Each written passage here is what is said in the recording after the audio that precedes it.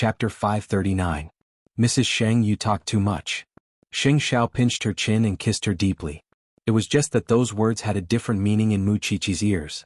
She could now call herself Mrs. Sheng. Happy wedding. And happy birthday, my little wife. At first, the news of Tiffany and Company being in trouble was only spread within the circle. After all, entrepreneurs were very sensitive. However, Xing Kai, who was sitting in the office, did not care. He had just spoken to the person in charge of Tiffany and Company, and now it was just the inevitable result of the internal reshuffle. He insisted on trusting his own judgment. However, during the weekly meeting, there were people who raised their concerns about this matter. But Xing Kai rejected them all. However, the person who was usually the fiercest was unusually quiet today. Xing Kai sneered and asked Xing Bowen to stay behind. Why are you mute today? Xing Xiao is not in the country. Is there no one to give you advice? What I say is not important to you. Why should I ask for trouble? Anyway, you believe that there is no problem with Tiffany and Company now. I have found you a new secretary. Your previous secretary has made a few mistakes in my office. Whatever, said Xing Kai. Although he was not very smart, he could still understand this kind of surveillance. However, it was better to put it in the open. At least it was better than Xing Kai's schemes in the dark. But after third brother walked out of the meeting room, Xing Kai looked coldly at the seat where Xing Bowen was sitting. He said in a low voice, I don't know what Grandpa is thinking. Third brother is not suited to manage a company. If it was not third brother, who was? Was it him? Houston Hotel, America. At night, Xing Xiao brought Mu Qiqi to the hot spring on the top floor of the hotel to enjoy the night view of the whole city. There were only the two of them in the huge hot spring. Mu Qiqi believed that this man must have spent a lot of effort to decorate the place. Is it our wedding night now? Mu Qiqi turned her head and asked while leaning on Xing Xiao's chest. Xing Xiao turned her around and hugged her. What do you think? No, I can't reach the bottom of the pool. I'm drowning. Hold my waist, Xing Xiao whispered. Mu Qiqi looked around and suddenly felt a little shy. We're exposed in the air. Aren't you afraid that someone might take a video somewhere? It's only right and proper for me to kiss my wife. After saying that, Xing Xiao's thin face came closer and closer. At the same time, the dazzling fireworks rose into the sky. However, Mu Qiqi could no longer care about those beautiful fireworks. She was directly brought out of the pool by the man and walked to the hotel's bridal suite. Have a good sleep in the hotel tomorrow. We'll return to Jianchuan tomorrow night. Why do I have to sleep for a whole day? Mu Qiqi wrapped her arms around his neck in confusion. Because tonight, I don't plan to let you rest. Just like that, she married the man she loved and was infatuated with the most in her life. From then on, she had a new identity. Mrs. Sheng? On the other hand, Lu Qianshan had gotten the appreciation of many entrepreneurs in the circle after she dealt with her youngest uncle. It was unexpected that such a small body could carry such a big business. She was also very bold.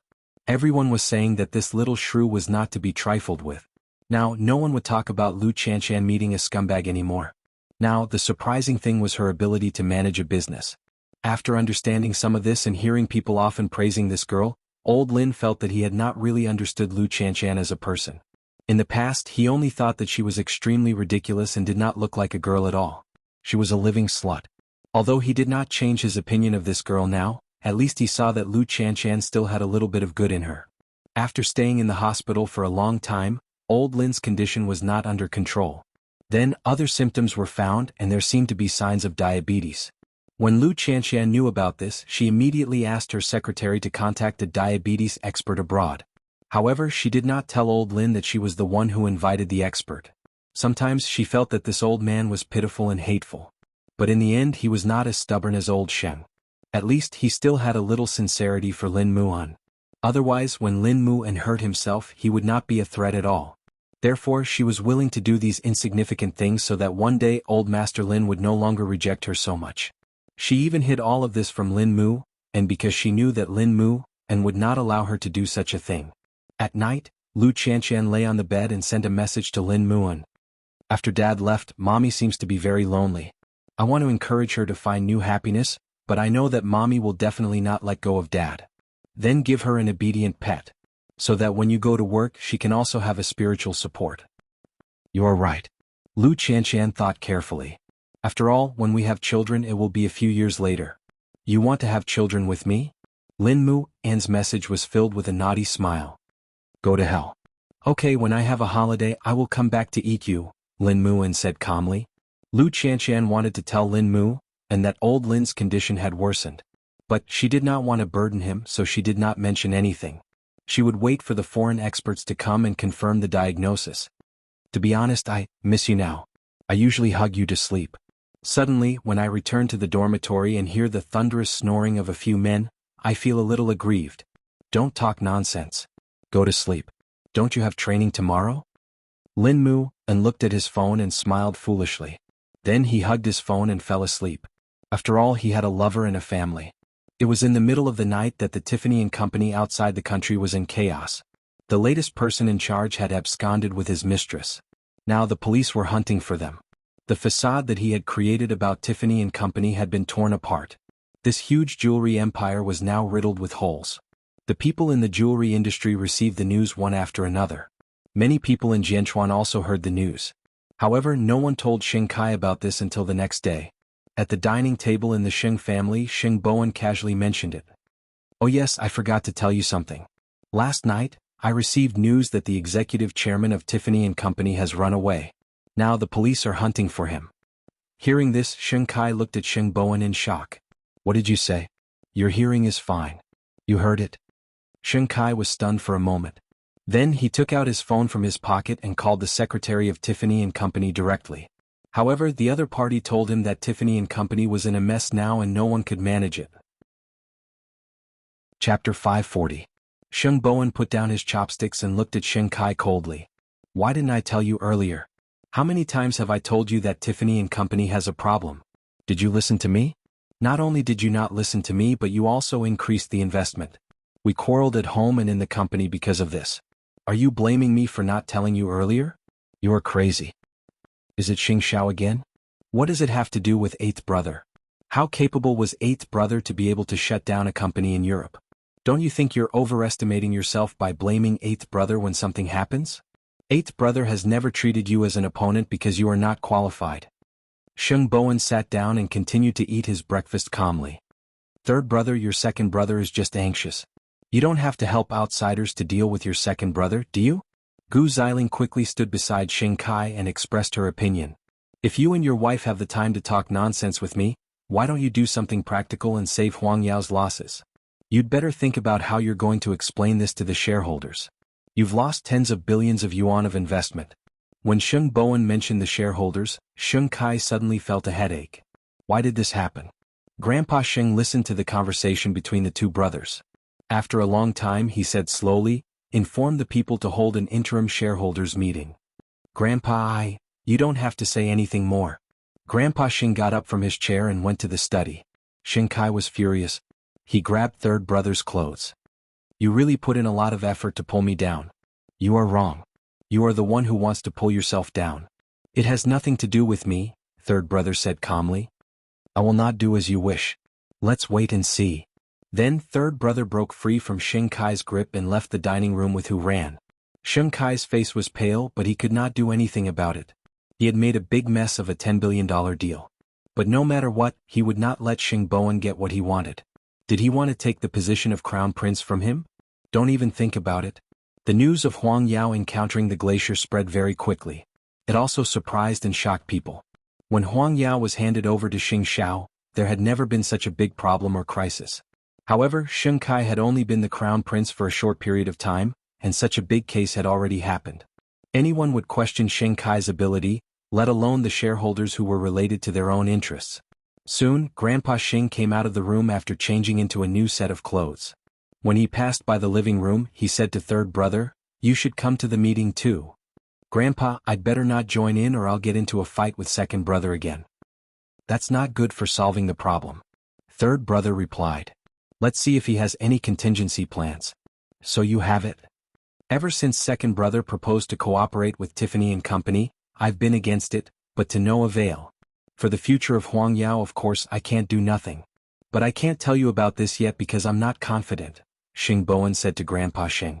Old Xing took a deep breath and nodded. I'll go to the meeting first. Xing Kai was responsible for the matter, but did the old man not have his share of responsibility as well?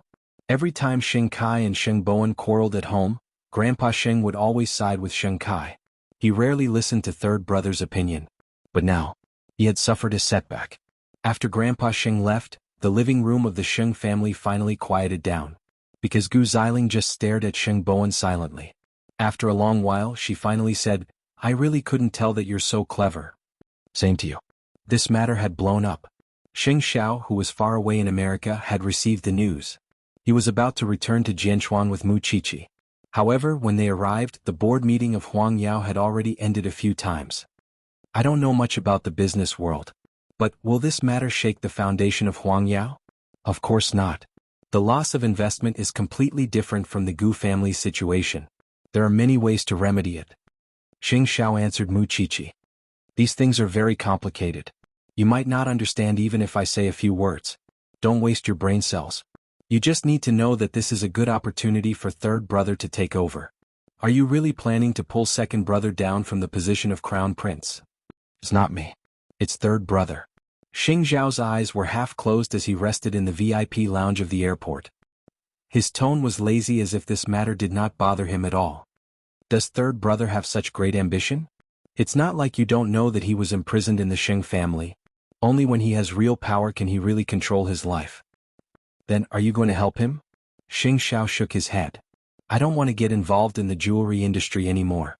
Moreover, if third brother can't handle this matter, the result will be the same even if the person in charge of Huang Yao is changed." Mu Qiqi could not understand the deception in the business world. She did not want to understand it. "I can only pray for third brother in my heart." At this moment, the atmosphere in the meeting room of Huang Yao was unusually tense. Even Grandpa Sheng was personally involved. One could imagine how big a blow this matter was to Huang Yao. Sheng Kai was sitting in the CEO's seat.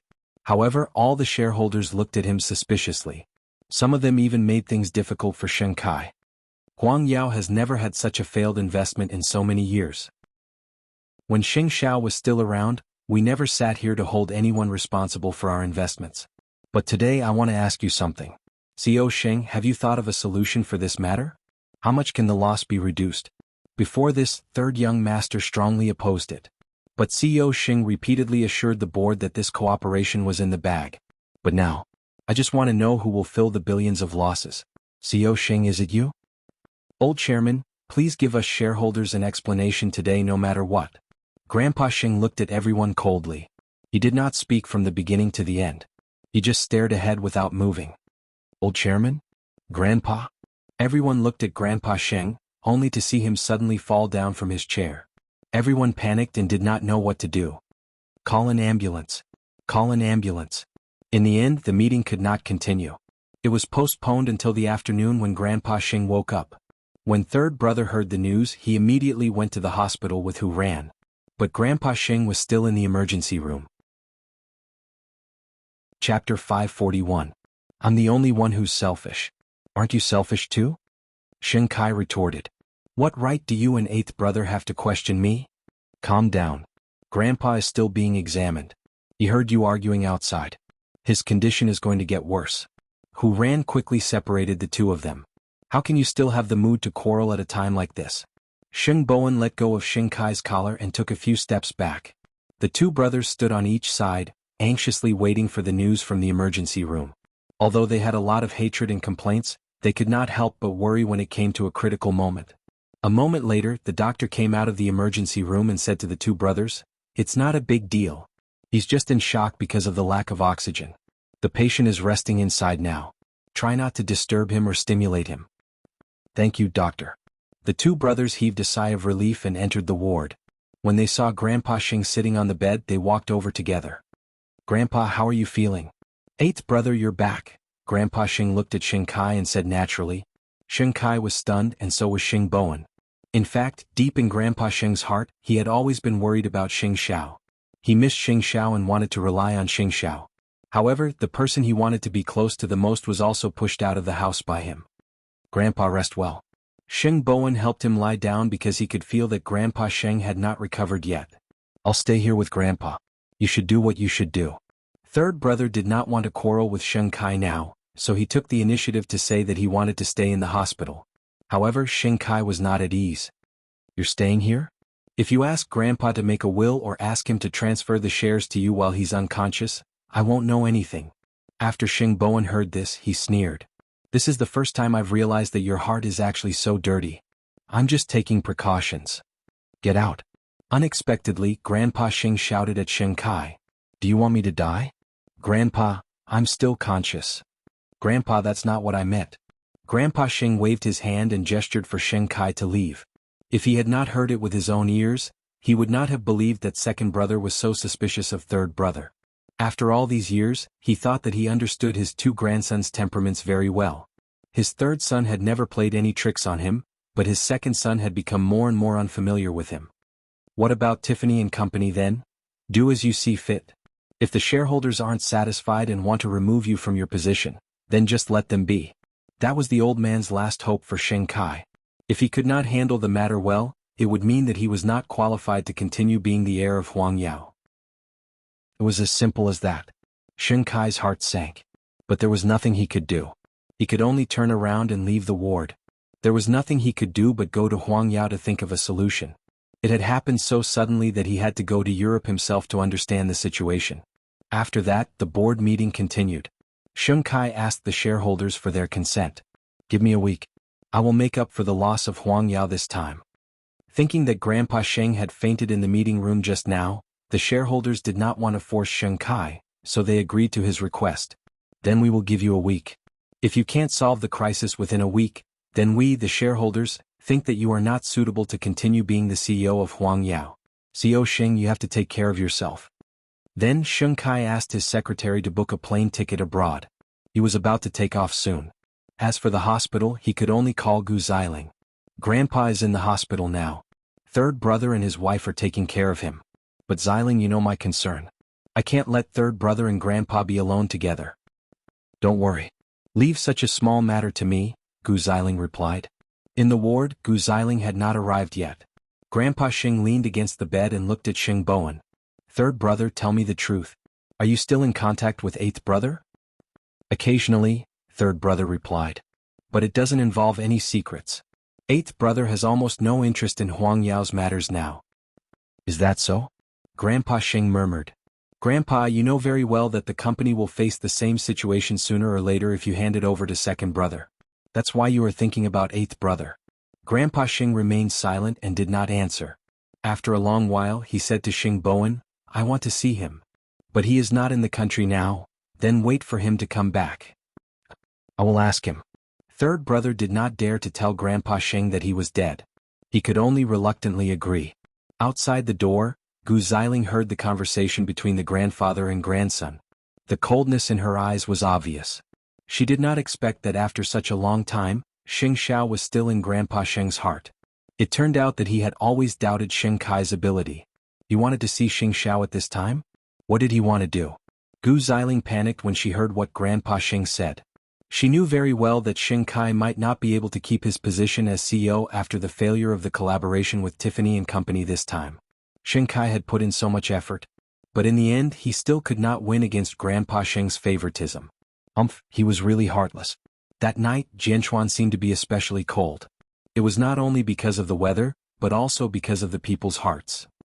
When Feng Shanshan arrived at the forensics laboratory, she looked around cautiously. It was because she was afraid that another person would jump out when she badmouthed someone else. Seeing this, the professor laughed. Do you really not like Tang Yen? Not really. Feng Shanshan quickly tried to cover it up. Just when the professor was about to expose her blushing face, a police officer knocked on the door. Professor. What's the matter? There was a murder case in a hotel in the city. Captain, please go to the field immediately. I will go immediately after I get ready. After saying that, the professor gestured to Feng Shanshan. Let's go. Chi-Chi is not here, so I can only ask you. Mu Chi-Chi is here. Aren't you going to ask me? Stop talking about Wenju's name. Pack your things. It's a matter of life and death. Having said that, the professor immediately carried the forensics case. Chapter 542.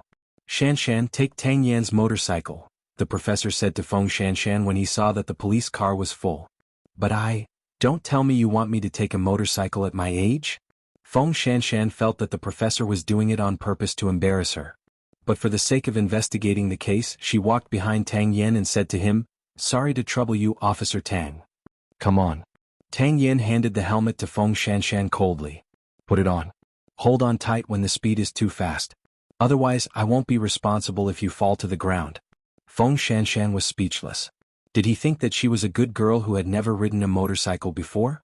Even so, Feng Shanshan only knew what excitement was when she got into Tang Yan's car. She even felt that she was floating in the air the whole time. Was this man playing tricks on her on purpose? Of course, with such a fast speed, the two of them arrived at the crime scene immediately. Tang Yan showed his ID and the police officers immediately let him in. A total of 4 people died. 1 downstairs, 1 at the staircase, 1 on the bed in the room and 1 in the bathroom. 2 men and 2 women. They are all between 24 to 30 years old. Feng Shanshan could not help but sigh when she saw the tragic scene along the way. They are all slashes. Each of them has at least 5 to 6 wounds. The murder weapon is something like an axe. As for Tang Yin, he did not speak throughout the whole process because he was good at psychological profiling. His eyes were observing the crime scene as if he was not willing to let go of any corner. Soon, the professor and the others arrived at the scene. When they saw Feng Shanshan squatting beside the body at the door, they were surprised. You're so fast? Thanks to a certain someone, we've already looked through the crime scene once, Zhao Yu said. Can't you slow down when you're carrying a girl? The professor scolded Tang Yan. You really don't know how to be tender to a girl. I'm used to it, Tang Yan replied coldly. How's the crime scene? The professor changed the topic. Look at the body. It's still fresh and warm. Yes, it happened 2 or 3 hours ago, the police officer at the scene said. Shanshan, have you done a preliminary examination of the body? The one at the entrance was slashed in the back.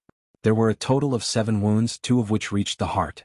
The cause of death was due to excessive bleeding. As for the woman in the stairwell, her abdomen and waist were slashed to varying degrees, but we don't know which one was the deadliest. The man on the bed in the room was directly beheaded. As for the man in the bathroom, the way he died is a bit strange. He was pierced through the heart by a sharp fruit knife. The preliminary judgment is that he committed suicide. Beside him there is a blood-stained axe. So, the case can be closed just like that? The young policeman asked them innocently. However, from Feng Shanshan and Tang Yan's eyes, the professor was certain. It's not that simple, right? Tang Yan replied, there are many suspicious points. Then take the body back and dissect it. Also do a DNA match for these bloodstains. As for the rest, we'll talk about it when we get back to the police station. The captain walked around and said to them, I still want to take a look at the scene. After saying that, the professor squatted at the place where Feng Shanshan had squatted just now and began to carefully examine the body. He also asked Feng Shanshan to record the shape of the bloodstains. Sometimes, when there were more deaths and the case was more complicated, they could use these bloodstains to reconstruct the murderer's movements at that time. Feng Shanshan did as she was told. She was also very careful. This made Tang Yan's impression of her change a little. At first glance, he could tell that she was familiar with the process. She was not shy at all. What Tang Yan was most afraid of was meeting some naive people when he was investigating a case. Obviously, Feng Shanshan was not one of them. He just did not know what kind of person Muqiqi was. An hour later, the police had made a copy of all the evidence that could be taken away from the crime scene. It was time for everyone to leave the scene. The professor glanced at Tang Yan and was about to instruct him, but he was very self-aware. He directly handed the helmet to Feng Shanshan. Let's go. Feng Shanshan shuddered when she thought of the speed just now. I'd better take a taxi. Up to you. After saying that, Tang Yan put away the helmet and got on his motorcycle. The professor was speechless when he saw this. He's really single based on his own ability. No wonder he still can't find a girlfriend after so long. TSK. Feng Shanshan was not shy. She took a taxi herself. She also liked to be straightforward. She hated men who kept pestering her the most. Soon, the group returned to the police station. After all, there were 4 bodies and there were not enough forensic doctors, so Feng Shanshan could only stay to help. However, she did not expect Tang Yan to also know how to dissect. Seeing Feng Shanshan's confusion, Tang Yan explained casually, I've also learned clinical medicine and anatomy. Feng Shanshan nodded. Although she was not used to it, she still cooperated. We'll have to stay up late tonight. Be prepared. You help here. Let Shanshan go back. She's a student and she still has class tomorrow. The professor criticized Tang Yan. I really want to slap you awake. You don't know how to be considerate of a girl at all. Tang Yan shrugged and continued to bury his head in dissecting the body. Professor, I can do it. Feng Shanshan perked up. I only have class tomorrow afternoon. Don't force yourself. Feng Shanshan rolled her eyes and looked at Tang Yen. Don't look down on me. As for Mu Qiqi, who Tang Yen wanted to see, she flew back to Jianchuan from America at 9 o'clock the next day. She and Xing Xiao got off the plane.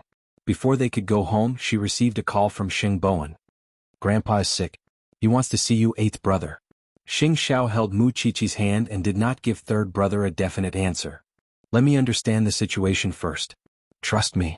This time, Grandpa won't make things difficult for you. Was Xing Xiao afraid of making things difficult for him? Not at all. He wanted to know how bad Huang Yao was now and what the old man was thinking. Even so, he did not let third brother go. I'll get back to you later. What's wrong? The old man suddenly had an idea. He wants to see me again. Xing Xiao held Mu Qiqi's hand tightly. I'll send you home first. I'm going to Zhongting. No need. I'm not tired yet. If you want to see the old man, you have to bring me along. Mu Qiqi held Xing Xiao's hand. Just send me to the forensics lab. I don't have class in the morning. Not resting? Not jet-lagged? Xing Xiao asked with a hidden meaning. Chapter 543. Xing Xiao stroked Mu Qiqi's hair. Forget it. I can't do anything to you. Then Su Che drove Mu Qiqi to the forensics laboratory. The professor was busy. When he saw Mu Qiqi, he smiled. Xiaoqi, you came back at the right time. Come and help me. You have to wait for me to change and get ready. Mu Qiqi pointed at her clothes. You finally know that you are back. Feng Shanshan walked out of the room. She had dark circles under her eyes and looked very tired. You can help the professor now. I'm going to lie on the sofa for a while. Mu Qiqi looked at the corpses on the dissection table. Then she saw a tall man standing beside the dissection table. She frowned. This is the new detective Tang Yen, Feng Shanshan said impatiently. He is good at psychological profiling. Tang Yen stopped what he was doing and took off his gloves. He extended his hand to Mu Qiqi. I have heard a lot about you. I'm sorry. Mu Qiqi extended her hand and shook his hand politely. Then both of them looked away. But Mu Qiqi asked Feng Shanshan with her eyes and mouthed, What happened? Feng Shanshan rolled her eyes. I will tell you later. You should understand the case first. What happened to this case? A total of 4 people died. 2 men and 2 women. 3 of them were hacked to death and the last one was stabbed in the heart with a fruit knife. The police have verified the identity and background of these 4 people.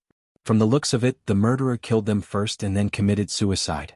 So we can close the case. But things are not that simple. Then I will look at the corpses first and keep up with your progress. Mu Qiqi said. Then she focused on the corpses. At 10 o'clock in the morning, Xing Xiao appeared in Zhongting's office. His secretary immediately sent him the documents that he needed to deal with.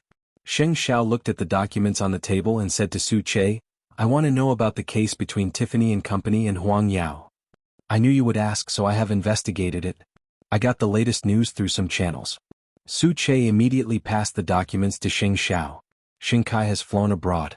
But the situation in Tiffany and Company is very bad for him. I was the one who handed Huang Yao over to him. I never thought this day would come. Xing Xiao stood in front of the French window, his eyes sharp and cold. That's not something you can control. I'll pick Chi up from school in the afternoon and then go to the hospital. Huang Yao's foundation was strong, and the 10 billion yuan of cooperation would not hurt the foundation of Huang Yao. But even so, it would be a great blow to their vitality, and they would need a long time to recover, unless they could think of a way to remedy it. I remember that the Tiffany family has an elder brother, right? Indeed. When the old chairman passed away, the 2 brothers fought for a long time. Because the elder brother was not a pure Tiffany family member, he lost. If Xing Kai is smart enough, he will know to look for this brother. Wasn't this a turning point? Su Che didn't know what was the point of looking for that big brother in this situation. In the hospital, Gu Xiling told Xing Kai that Grandpa Xing wanted to meet Xing Xiao. On the other hand, Xing Kai finally got off the plane. But before he heard any good news, he was stabbed in the back by his own grandfather. Did his grandfather not believe in his ability? Looking for Xing Xiao now, asking him to come back and hold the fort? He would never allow it. Xiling, listen to what they have to say and be prepared. I will never let Xing Xiao take away everything that I have worked so hard for. I know, Gu Xiling said. However, it was easy for her to make things difficult for Xing Bowen. But how could she stop Xing Xiao? Now, I'll go to Tiffany and Company to understand the situation. The Sheng family will depend on you. We are of one mind. Don't worry. Mu Qiqi had to attend classes in the afternoon, so she could only understand the case briefly in the morning so that she would not fall behind. Based on the current situation, the distribution of the blood stains was a very important breakthrough point. In such a case, it was best to reconstruct the movement of the murderer, so that the police could get the most information and help them solve the case. We will wait for you to do the experiment tonight. Let's wait for more information from the police, the professor said to them. Go back to class first. Mu Qiqi supported Feng Shanshan and they took a taxi together. However, when she saw Tang Yen behind them, Mu Qiqi could not help but gossip. This man is so tall and strong and he has a good face. Aren't you interested in him at all? Feng Shanshan rolled her eyes. Don't mention it. I have said bad things about him several times and he heard it. He is not a quarrelsome couple. Enemy my A*S. Any random boyfriend I've had would have a much higher EQ than him. This is an ancient creature. It's better not to provoke it. Feng Shanshan yawned, looking like she wanted to stay away from it. Besides, he is here for you. I have heard a lot about you. I'm married. Don't hurt me, okay? Mu Qiqi quickly said. I forgot that the one in your family is a super jealous king. Then Feng Shanshan closed her eyes. Call me when you arrive at school. However, when school was about to end, Xing Xiao texted Mu Qiqi that he would go to the hospital to see the old man. Mu Qiqi sighed. She might not be able to help the professor with the experiment today. But she did not want Xing Xiao to go back and face Grandpa Sheng and Gu Xiling alone. Although no one could bully her man. It was not bad to go back and see third brother and third sister-in-law. At 6 o'clock in the evening, Su Che drove Xing Xiao and Mu Qiqi to the hospital. At that time, Gu Xiling happened to be delivering food to Grandpa Sheng. When she saw Xing Xiao and Mu Qiqi getting out of the car, her chest immediately lit up. So she did not think much and stopped them. What are you doing in the hospital? Don't you think you have hurt Grandpa enough? Su Che. Xing Xiao did not want to talk to her and called out to Su Che. Su Che stood in front of Gu Xiling and reached out to block her way. Miss Gu, I think you can wait here for a while. What if I don't? Then I can tell you clearly that as long as it is someone with bad intentions, I will beat them up regardless of whether they are old, young, or women, Su Che replied coldly. You. Gu Xiling wanted to force her way over, but Su Che pushed her back. Gu Xiling deliberately fell to the ground. You are shameless. You bully a woman. Chapter 544. In front of the ward, Xing Xiao and Mu Qiqi saw third brother and his wife. Go in. Grandpa's inside. Eighth brother, Grandpa can't be provoked. Watch your words. I won't go in. Mu Qiqi looked at Xing Xiao and said, if I go in and make his condition worse, I will be a sinner. Take good care of Qier, Xing Xiao said to third brother and his wife. Sheng Bowen pointed at the door and gestured for Xing Xiao to go in quickly. Gu Xiling could not afford to offend your precious daughter. Moreover, she had Su Che with her. Xing Xiao pushed the door open. His tall figure slowly walked to Grandpa Sheng. Under the light, Xing Xiao's figure made people feel pressured. He was calm and mature. Didn't you want to see me? Grandpa Sheng looked at his grandson. His hands could not help but tremble. When you handed everything to second brother, did you ever think that this would happen? Eighth brother, don't you think you entrusted the wrong person? Isn't it normal to fail in an investment? But when you were in Huangyao, you never let such a thing happen. Grandpa Sheng looked at Xing Xiao with a burning gaze. Don't you think that this is a side effect of your capriciousness to Sheng Kai? When I was in Huangyao, you could control everything in your hands. You could do whatever you wanted. Heaven today, hell tomorrow. Second brother knew very well that he was not as capable as me. How could he keep his position as the crown prince? Of course you would get rid of the dissidents. Because he did not feel safe and his heart was full of danger. You would seize the opportunity to use the people who are useful to you. You would turn around and abandon the people who are useless to you. With this premise, of course, he would not tolerate third brother's existence. When people are extreme, their thoughts will also be crazy. Have you never thought about this carefully? Xing Xiao sat on the sofa at the side, showing his noble posture. If you can't let go, Huangyao will always be in a state of war. Killing each other is just an internal friction. Will you really not come back? Grandpa Sheng still had a glimmer of hope for Xing Xiao. At least help Huangyao through this crisis. There will always be someone who can solve Huangyao's problems. If you are willing to trust third brother more, he will naturally give you a satisfactory answer. As for me, I'm walking a different path. We're not on the same side anymore, Xing Xiao told old Xing frankly. I feel like my body is getting worse. Grandpa Xing said to Xing Xiao, admitting defeat. He had never used such a pleading tone. I don't want Huang Yao to be destroyed in my hands after so many years. I won't target Muqiqi anymore, and I don't expect you to come back. I only have one request, and I hope you can promise me. You first. If Huang Yao falls to the point of no return in second brother's hands, I beg you, use your power to buy Huang Yao, or at least keep what belonged to our ancestors. Otherwise, I wouldn't have the face to face the ancestors of the Sheng family even if I die. I'll consider it if it's worth it, said Xing Xiao. With these words of yours, even if I die, I can rest in peace. So, it only took Xing Xiao 10 minutes to get rid of Su Che. By the time Gu Xiling got rid of Su Che, Xing Xiao had already come out of Grandpa Sheng's ward. As the CEO of Zhongting, you don't usually care about anything. But when Grandpa Sheng is sick, you immediately come to the hospital. You are really filial. What? Are you also thinking about Grandpa Sheng's inheritance? I realize that every time I see you, you are always so aggressive. You like to bluff, Muqiqi retorted. Are you that afraid that we will come back to snatch it? Or do you know that second brother will step down from the Tiffany & Company partnership and that you and your wife will lose everything? Since you have everything, why are you trying to tempt Grandpa? Did you see it with your own eyes or did you hear it with your own ears? You are really good at framing people. But if Grandpa Xing really wants to consider Xiao Xiao, I'll be glad to see it. After all, who doesn't like money? Don't you think so, second sister-in-law? More importantly, if Grandpa Xing really wants Xiao Xiao's share, you can't do anything even if you protest to your death. If you are so capable, go against Zhongting. Gu Ziling's eyes were red with anger. But she could do nothing. You are just bullying me because my man is not by my side. That's what you deserve. Then Muqiqi turned to look at Xing Xiao. Send me to the forensics laboratory. It's much better to help the professor with the murder case than to stay here. After all, I don't want to waste my saliva. Xing Xiao looked calm. He put his hand on Muqiqi's shoulder. Su Che, let's go. Then the three of them left the hospital and disappeared into the corridor. But Gu Ziling's anger had not been vented yet. Third brother, you are really something. Now that Huang Yao is in trouble both internally and externally, you still brought the Sheng family's enemies here. Are you in cahoots with Xing Xiao to steal Grandpa's inheritance? Third brother saw that Gu Xiling was like a shrew, standing at the door of the ward and shouting. She did not look like a socialite at all. So, he reminded her, to be honest, you don't win everything just because you are loud. Having said that, he was about to enter the ward, but Gu Xiling stopped him. You don't need to take care of this place before second brother comes back.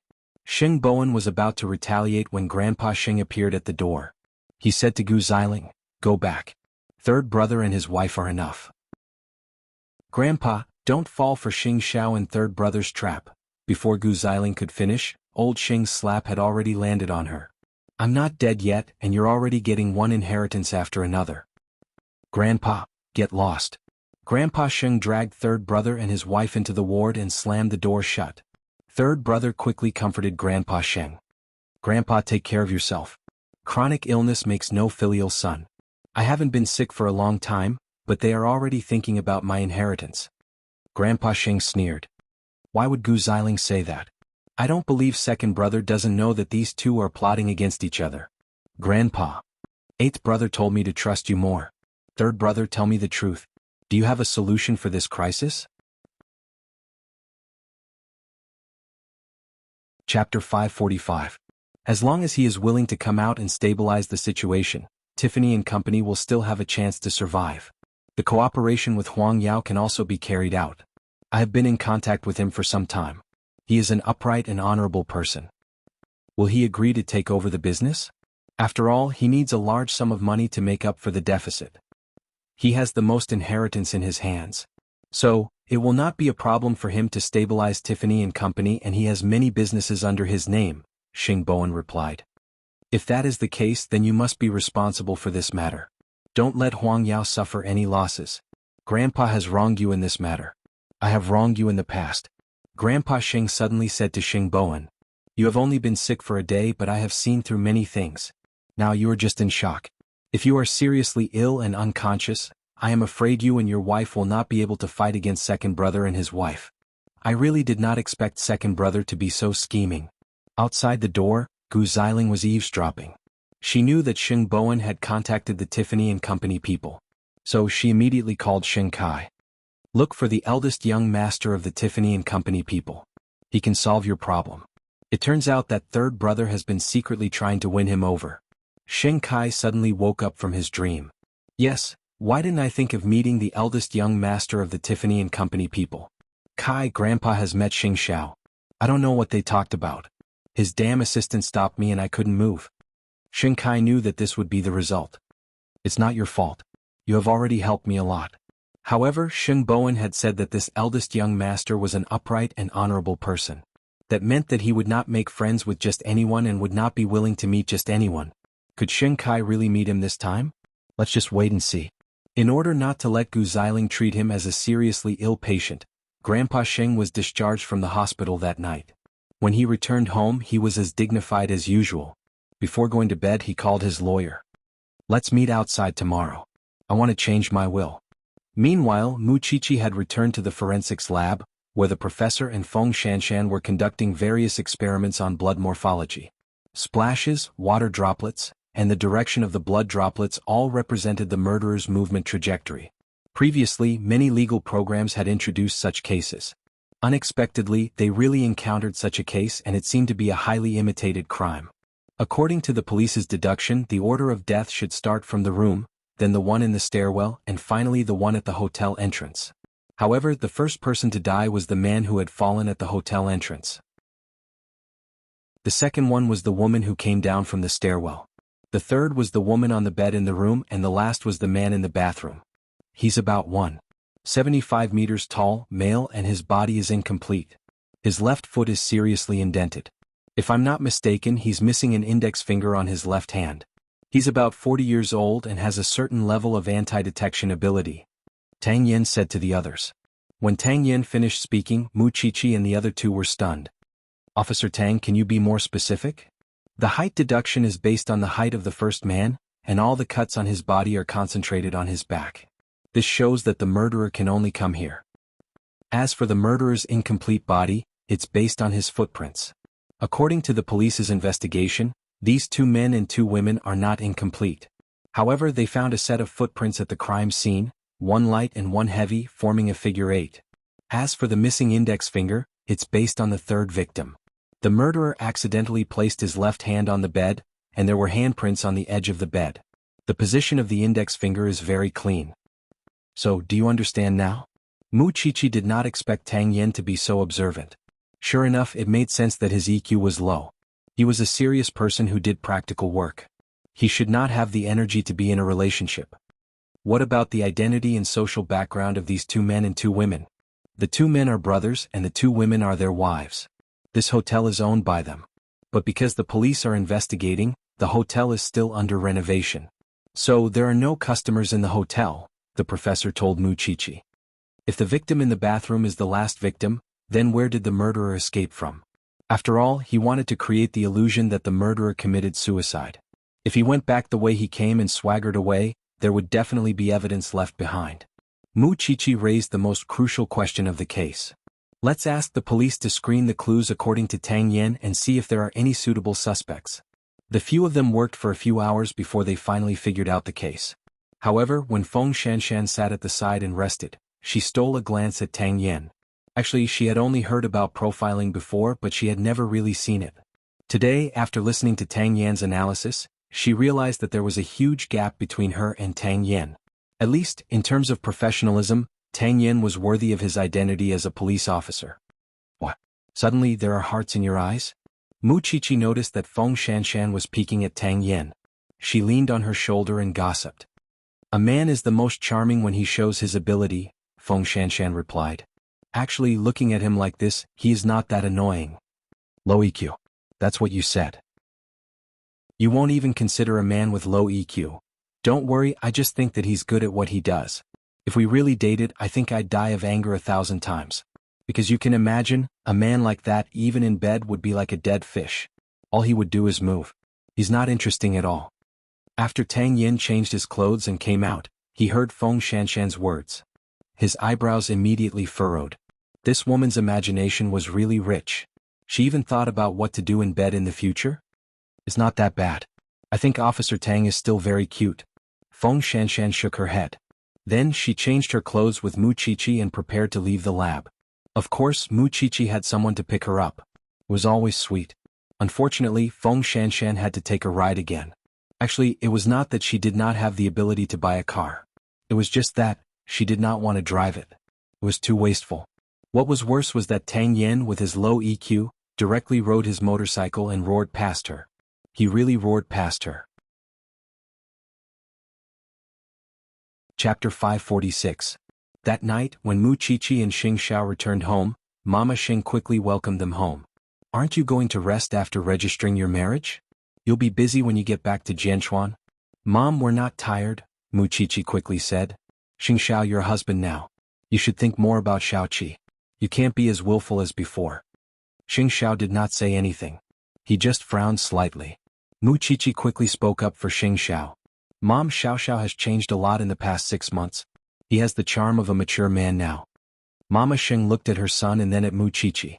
It's all your credit. You've changed, Xing Xiao. All right, Mom? Jir is tired. Let's go back to our room. Wait. Huang Yao is in such a state now. That old man will definitely want to get you back. You can't help Huang Yao. Think about how your father was almost burned to death in Jingting. I'll never forgive that old man for the rest of my life. It's not our place to interfere in this matter. With that, Xing Xiao brought Mu Qiqi upstairs to their room. But what did you say to that old man in the afternoon? Mu Qiqi could not help but ask. Is he trying to use you again? It seems that he has realized it. I just don't know if he's sincere or not. Xing Xiao put down his luggage and pushed Mu Qiqi to the bathroom. Take a shower first. Would he be so kind? Mu Qiqi mumbled as she took off her clothes. Before entering the bathroom, she leaned against the door and asked Xing Xiao, Aren't you coming with me? Who am I to you? Why should I come with you? We're already an old couple. Still playing this game. With that, Mu Qiqi walked to Xing Xiao and grabbed his collar. Xing Xiao chuckled and carried Mu Qiqi in his arms. Where did this old couple come from? We're just newlyweds. The next morning, Grandpa Xing went out with his butler as usual. It seemed that he was meeting up with a friend. Gu Xiling was not suspicious. She did not dare to act rashly in front of Grandpa Xing. After all, it was the first time Grandpa Xing touched her yesterday. Thinking about it, she and Xing Kai were indeed a little too radical. Grandpa Xing was just suffering from a minor illness, but they were already guarding against everyone in the family. They even let Grandpa Xing see through their intentions. It was really not worth it. Now that Xing Kai was in such a situation, the loss outweighed the gain. If Xing Kai could not handle the cooperation with Tiffany and Company, he would most likely lose his position as CEO. Now it was old Master Shin's turn to guard against second brother and his wife. After arriving at the agreed location, the old man went straight to meet his private lawyer. He said to the lawyer, I want to change my will. Are you ready? Chairman, just say it. The lawyer was ready. What I want to change is the distribution of shares. Xing Xiao will take 30% of the shares under my name, and the other 6 grandchildren will share the remaining 70%. The lawyer was stunned. Is Xing Xiao 8th young master? Are you sure? I'm sure. Old Master Xing nodded. At first, I didn't want to give you a single cent, but I'm getting older and my heart softens. Why did you make such an adjustment? The lawyer could not understand. Because he felt that Xing Xiao had hurt Grandpa Xing a lot in the past. There are many descendants in the Xing family, but they are all mediocre. Second brother is the only one who is decent. But in just half a year he has grown a lot of ambition. This grandson is not easy to control. If he really takes over the power, he will not treat the others in the Xing family well in the future. Third brother is loyal and tolerant, but he is not the material to manage the company. He can be an assistant, but he does not have the talent to be an emperor. Thinking about it, only eighth brother is more capable than others and can stabilize the Xing family. After I woke up from my coma that day, I suddenly had a great feeling. Maybe one day I will fall down like this again and won't be able to get up again. However, I can't leave such a big mess behind. Otherwise, when the time comes, the brothers will fight to the death again. The lawyer nodded. But eighth young master has Zhongting now. Will he still be willing to take over Huang Yao? You don't think he will, right? Grandpa Xing smiled. But I don't think he will just stand by and watch. Now I can understand eighth brother a little. He only looks ruthless and decisive, but he is still soft. Then what is the chairman going to do with the will? There are 3 wills. One is in my hands, one is in your hands, and the last one, will be given to eighth brother. But don't let him open it now. Chairman, you are afraid? Second brother and his wife are so selfish.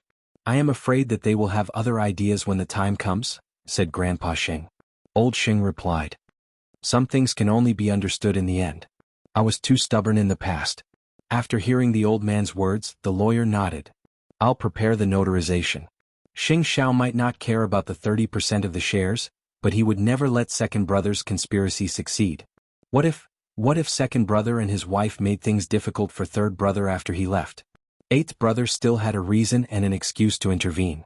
That family was led astray by his eagerness for quick success. Now he just wanted the Sheng family to return to peace. On the other hand, in Europe, with Gu Ziling's reminder, Sheng Kai finally contacted the eldest young master of the Tiffany family. The eldest young master thought that it was Sheng Bowen, so he invited Sheng Kai to his manor. Sheng Kai thought that he had a chance to turn things around, so he relaxed a lot. But when he arrived at the manor, the eldest young master was stunned. Because the person who came was not Sheng Bowen. Sheng Kai saw that the eldest young master's expression was not right, so he quickly reached out to him. But the eldest young master said to him, I know you. The person I want to see is your brother. Sheng Kai's face darkened.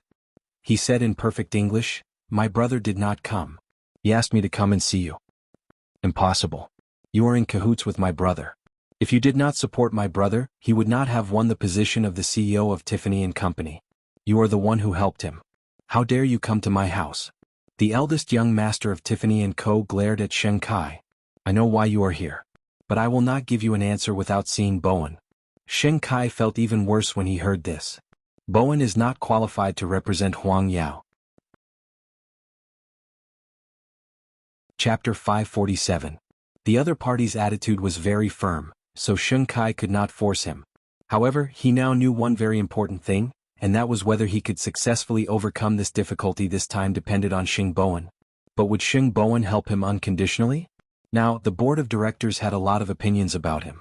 If he could not successfully handle this project, he could forget about being the CEO of Huang Yao. However, if he let third brother take the credit, it would be disadvantageous to his position as the CEO. So, he could only think of a way to get the best of both worlds. Fortunately, he still had a plan. Perhaps this incident was not only a crisis for him, but also a turning point for him. The Criminal Police Bureau was currently screening the major suspects who had the characteristics that Tang Yen had mentioned earlier. Actually, there was one. It was the cousin of the deceased's two brothers. He was about 38 years old and his name was Liao Xing. He lived a hard life and relied on recycling to support his family. After receiving the information, the team immediately arrested the man and interrogated him. The members of the criminal investigation team all thought that the case would be solved soon. However, when Tang Yen observed Liao Xing carefully, he felt that something was not right. Liao Xing, explain yourself. Why did you appear at the crime scene? Liao Xing thought for a moment and answered the police. Before the two brothers died, they called me and asked me to go over to collect the trash. Who knew that when I went over, all four of them were dead? I wasn't sure if they were still breathing, so I looked at them one by one. Later, I found a place to call the police, and that police call was made by me. I don't have a cell phone, so I used a public phone. That was why Liao Xing's footprints and blood were left at the crime scene. Can anyone prove it? You can ask my wife. There is a call record on the landline at home. This person is not the murderer. The police came to this conclusion after interrogating Liao Xing. It seems that the murderer did not only create the illusion that the deceased committed suicide to escape punishment, but also implicated another person. That person is Liao Xing, the professor said to Tang Yen. So, you are going in the wrong direction. Wait. Even if Liao Xing entered the crime scene, there should be two footprints. But why did Liao Xing only have footprints of entering and not coming out? Tang Yen brought up the key information. It seems that I have to interrogate Liao Xing again. Soon, Mu Qiqi and Feng Shanshan arrived at the forensics lab. After knowing that the police had gained so much in one day, they quickly understood the case. Moreover, Mu Qiqi offered her own opinion. I feel like we've overlooked a very important piece of information. The hotel itself is being renovated. Why is it being renovated? Is it related to that? It's said that it's related to gambling and that white stuff, the police replied. If it involves these two things, does the hotel have any special services, such as secret doors or escape routes that others don't know about? After listening to Mu Qiqi's words, Feng Shanshan stared at her. You know this too? I really couldn't tell that you're such a rich young lady. I've seen a lot of cases, but that's just my guess. Besides, this murderer also knows Liao Xing, so he must be someone familiar with the 4 victims. I think if the hotel really has these facilities, then the murderer knows about them and uses them to deceive others. I'll ask the team to visit the neighbors and carefully check every corner of the hotel, the captain of the criminal investigation team said. As for Liao Xing's side, I'll inform everyone as soon as there's a result. This murderer is not only vicious but also smart. Of course, Chi-Chi, you're smarter than him. The captain of the criminal investigation team praised her. Alright, it's getting late. You and Shanshan should go back and rest. Aren't you a student? Don't delay your studies. I won't be responsible if you fail. More importantly, your family's car has been parked at the entrance for a while. Mu Chi-Chi looked out of the door and blushed. Then I'll leave first. When the professor saw Mu Chi-Chi leaving, he leaned on Tang Yan's shoulder. Send Shanshan home? I still have some doubts. I want to stay here. Tang Yan refused without thinking. The whites of the professor's eyes almost rolled to the sky. Won't you be able to solve your doubts if you send her home? If I were your mother, I would be very worried. How are you going to find a girlfriend like this? Tang Yan turned around and looked at Feng Shanshan. But Feng Shanshan did not count on him. She walked out of the police station and planned to exercise again. However, the weather was bad tonight. It was not safe for a girl to be out alone. So Tang Yan did not hesitate. He went straight to the parking lot and drove his off-road vehicle out. Feng Shanshan did not expect Tang Yan to catch up with her. She was obviously dismissive. I don't want to trouble you, Officer Tang. Come on. Don't waste each other's time. I can go home myself. Feng Shanshan was very stubborn. She did not want to have anything to do with Tang Yan. But at this moment, Tang Yan suddenly stopped the car and got out of the car at lightning speed. He carried Feng Shanshan on his shoulder and threw her on the passenger seat of the off-road vehicle. Being stubborn is not a woman's strength. Feng Shanshan rolled her eyes. Officer Tang, do you know how many times I've rolled my eyes at the sky after you came? Just don't do it in front of me. Feng Shanshan was speechless. Actually, Officer Tang, you really don't have to force yourself. I'm not forcing myself. It's nothing. Feng Shanshan was angry. She decided to stop talking. But Tang Yan did not start the car either. They stared at each other. After a while, Feng Shanshan said, Are you planning to spend the new year here? If you don't tell me the address, I can only drive to my house. Feng Shanshan felt that she must have been influenced by people with low EQ for too long. Otherwise, why would she be so stupid with Tang Yan? Then Feng Shanshan told him the address and closed her eyes to rest. She did not think that she would have the time to argue with this idiot after a long day. Actually, Mu Chi-Chi and Xing Zhao's car was behind them. Mu Chi-Chi saw with her own eyes that Tang Yan carried Feng Shanshan on his shoulder. These two obviously have a chance. But Officer Tang's EQ is really too low. Chapter 548. I'm innocent. After all, I'm only looking at this matter as the Moon Elder. Mu Chi-Chi quickly raised her hand and swore. Feng Shanshan used to be annoying. But after you get to know her, you realize that she's not that bad. No, it's that she's so bad that you can't hate her at all. If she dares to lead you astray, I'll cripple her too. Mu Chi-Chi couldn't help but laugh. She leaned on Xing Zhao's chest and asked, But why do I feel that I'm bad enough? After all, I've turned my uncle into my husband. Xing Zhao hugged the threatening little thing. He really wanted to pin her down on the bed and teach her a lesson. Of course, when the time was right, Xing Zhao would take the initiative to find out what kind of murder cases had happened in the police station. Because his mind would calculate if those cases would affect Mu Chi-Chi's safety. As for tracking down the criminals, that was his little thing's interest. The next afternoon, Sheng Kai suddenly returned to Jianchuan after going to Europe. He requested for a temporary board meeting and asked Grandpa Sheng and third brother to attend. He said that he had found a way to solve the Tiffany and Company's crime. Grandpa Sheng didn't know what trick he was playing now. Before he went to Huang Yao's board meeting, he asked his lawyer to send a copy of the will to Xing Xiao. However, Xing Xiao frowned when he received the document. But Grandpa Sheng's lawyer told him, I hope that 8th young master can keep this document safe. You don't have to open it now. It might be of great use at a critical moment. All right. Go back and report, Xing Xiao said to the lawyer. Then I'll leave first. You go ahead. As smart as Xing Xiao was, how could he not know what was in the document? That would be underestimating him. Grandpa Sheng was extremely distrustful of second brother now. So, he gave this to Xing Xiao in the hope that he could stabilize the Sheng family. That old thing was clearly going to live to 100 years old. Still, it was a blessing for third brother to have this document in his hand. He used to think that Xing Bowen's character was not suitable for business or investment. But now that he thought about it, his generous character might be useful. Soon the group rushed to the conference room of Huang Yao.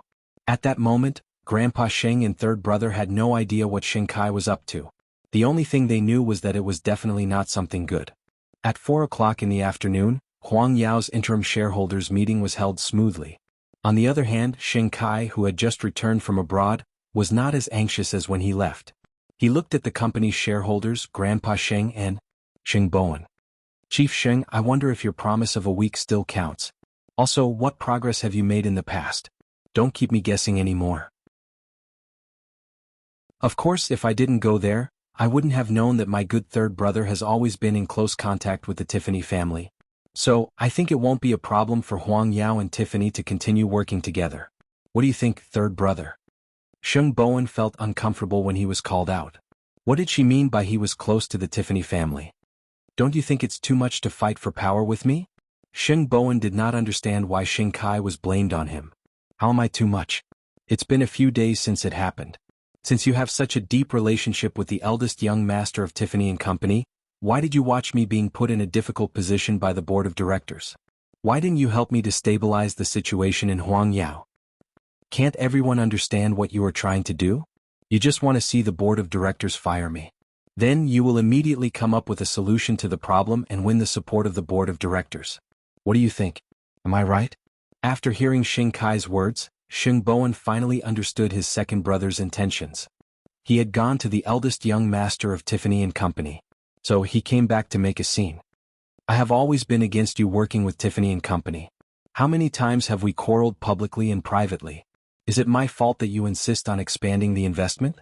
I know there is a problem with Tiffany & Company. That's why I built a good relationship with the eldest young master of Tiffany & Company.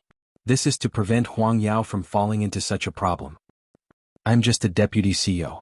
What right and identity do I have to go against you? I just hope that if Huang Yao is really in danger one day, there might be a way out. A way out? Xing Kai sneered. If it is as you said, why is the other party unwilling to see me? Moreover, if you are really so kind, why didn't you stand up and explain the matter when it happened? That's because I am not confident that I can convince the eldest young master of Tiffany & Company. I'm not like you. I will not make empty promises if I can't do it. The reason why the other party is unwilling to see you is that when he and his brother were fighting for the position of the chairman, your cooperation helped his brother to win. Why would he want to see you? Hearing the quarrel between the two brothers, the shareholders finally understood what was going on. It turned out that the key to solving all this was Xing Bowen. However, the two brothers were suspicious of each other. You are saying it in hindsight. That sounds nice. Anyway, Xing Kai just wanted to make himself look dignified. If he was not wrong in anything, then he was right. Xing Bowen took a deep breath. He really could not be bothered to talk to him. At this time, Grandpa Sheng, who had been silent for a long time, said, Xing Kai stubbornly made a false risk assessment report. The root cause is him. Of course I encouraged him. So I am also at fault. That day when I fainted at the board meeting, it was third brother who took care of me in the hospital. He immediately told me about the eldest young master of Tiffany & Company.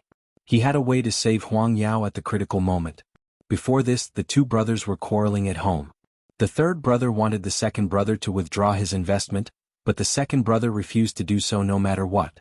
Of course, I gave the power to second brother. I convinced myself to believe in second brother's judgment. So, I sided with second brother and overruled third brother again and again. But I did not expect things to develop like this. There's nothing we can do about third bro, so we secretly set up a connection. And in the 2 days he was in the hospital, he was also contacting the eldest young master of Tiffany & Company. But the eldest young master was worried about the hatred between him and second brother, so he did not give in. Now that second brother has returned to the country, he could not think of any solution. Instead, he started to attack third brother who had worked so hard. You are not just letting down the trust of the board of directors. Chapter 549. Xing Kai looked at Grandpa Sheng in disbelief. Grandpa, you were the one who agreed to the Tiffany & Company project. Now that there is a problem, how can you blame it on me alone? Isn't it more important to get through this hurdle as soon as possible? I know you resent me for not being by your side to take care of you these 2 days. It was third brother who was taking care of you. But if I was by your side, who would know about the situation in Europe? You always have a lot of reasons. Grandpa Xing stomped on the ground with his walking stick. Also, I don't resent you. I'm not on third brother's side because he took care of me. It's just that I've suddenly seen through many things. Grandpa, third brother, go to Europe immediately and look for the eldest young master of the Tiffany family. See if there is any way to salvage this matter. As for second brother, if the shareholders think that he is no longer suitable to be the CEO of Huang Yao, then you can express your opinion. Grandpa Xing said calmly. Grandpa, you can't be so cruel to me. It's not fair. You're the one who caused this. Now, third brother is cleaning up your mess. You should understand this. Grandpa Xing waved his hand to stop Xing Kai from continuing. Everything depends on the decision of the board of directors. I suggest that we suspend CEO Sheng and let the deputy CEO take over temporarily. Let's see how capable third young master is before making a decision. I agree. The shareholders scrambled to express their opinions. Have you forgotten the progress I brought to Huang Yao in the first half of the year? It's just a mistake. Is it necessary for you to hold on to it? Xing Kai was furious. He slammed the table and questioned the shareholders. Why don't you think about it? When Xing Xiao left, he left such a big mess. If I didn't clean it up, would Huang Yao be where it is now? Now, you doubt my ability just because of a contract worth 10 billion? Isn't this too funny? The shareholders knew Xing Kai's ability, but they also knew his ambition. Indeed, we have seen your contribution to Huang Yao in the first half of the year. But in the last 2 months, haven't you noticed the changes in yourself? You always get rid of dissidents. You should know very well how many times you have caused trouble for third young master in the dark. Not only do we need an outstanding leader, but we also hope that the person who leads us forward has a big heart. If you want to dismiss me, just say so. There's no need to come up with so many excuses. Xing Kai sneered. Third brother, what do you think? Xing Kai thought that third brother would admit that he did not have the talent and withdraw from the competition. But, Xing Bowen said directly, Grandpa, I don't need to go abroad because Charney is preparing to visit Jianchuan. As an outstanding entrepreneur, he will try his best to discuss this matter with Huang Yao without any personal grudges. When was it confirmed? Just now. Xing Bowen took out his phone and showed the message to Grandpa Sheng. As for the position of president and vice president, we'll talk about it after this matter is resolved. What he meant was that he did not refuse. He was just afraid that Xing Kai would do something if he took over the position now. He did not want to be plotted against by Xing Kai before he even became the CEO. Well done, third brother. You ganged up to bully others. Not bad. Having said that, Xing Kai walked out of Huang Yao's office. Third brother, you can handle the rest. I don't care. It's all right, third young master. We will try our best to help you. The shareholders immediately said. Well, if that's the case, we'll talk when Charney arrives at Jianchuan. Xing Bowen said to the shareholders. Let me say this first. Since this matter has come to this, I am not confident that I can turn things around. I can only say that I will try my best, but I dare not say that I will be absolutely sure. Just do your best. Grandpa Xing said to third brother. If that's the case, everyone is dismissed. The shareholders nodded and left the meeting room one after another. However, Grandpa Xing did not move. Instead, he looked at third brother. You were not interested in these things before. Why do you want to go against your second brother now? To be honest, Grandpa, fighting for power has never been my hobby. However, Xiaoran and I also want to live a normal life. During this period of time, you have seen how second brother and his wife have been suppressing us. I have no intention to fight with him, but he doesn't seem to think so. He thinks that my existence is a great threat to him. Apart from me being the reason, he also thinks that I am colluding with eighth brother. I can drag him down from the position of CEO at any time. I don't want to let him down anymore. Grandpa Xing patted third brother's shoulder. Since you want to do it, then do it. You are different from second brother and eighth brother. You are born to be more merciful. That's why I didn't think highly of you before. The business world is like a battlefield. That's why I always have eighth brother in my heart. Because he can attack and defend at the same time. But I don't think I should underestimate you. Do it well. Third brother nodded. It was rare for him and Grandpa Sheng to have a peaceful conversation like this. In the past, Grandpa Sheng would explode whenever he mentioned Xing Xiao. Now, it was obvious that he had overcome that hurdle in his heart. Because he knew that if he continued to be the same as before, Huang Yao would definitely continue to have internal conflicts. There would be countless scenes of brothers killing each other. But second brother, you don't have to worry about it. I will handle it. Grandpa Xing said to third brother. He did not even need to think about how Xing Kai would react. If he succeeded and won, he would constantly remind himself that he must not let Xing Xiao take away all the credit. But if he failed and suffered a setback, he would always blame Xing Xiao. Why did Xing Xiao leave this mess to him? Why did Xing Xiao have to make him suffer so much? Although he had been very successful in the past 8 to 9 months, he had also become more selfish. Of course, Gu Ziling's contribution was also part of it. Soon, Zhongting's office received the news. Xing Kai has been temporarily dismissed by the board of directors. The news has spread. Xing Xiao did not raise his head when he heard Su Chei's words. He only said, "It will happen sooner or later. Even if it is not because of the Tiffany and Company's cooperation, he will be dismissed for other reasons. But it has been more than half a year. His arrogance have been triggered. He will not let it go just like that." But isn't it very dangerous for him to be with third young master? Chapter 550. When Xing Kai came home in the middle of the afternoon, Gu Ziling knew that he did not have a good time at the board meeting. But she did not expect that the board of directors would suspend him. And Grandpa Xing, who had always been on his side, did not stand on his side this time. Perhaps it was because of the incident when Grandpa Xing was hospitalized 2 days ago. They had exposed too much in front of Grandpa Xing, which made him feel disgusted. And it was only a matter of time before people's hearts turned against each other. Gu Ziling saw that Xing Kai stayed in his study the moment he came home, so she let him calm down. But she could still hear the sound of something smashing in the study from time to time. How useless.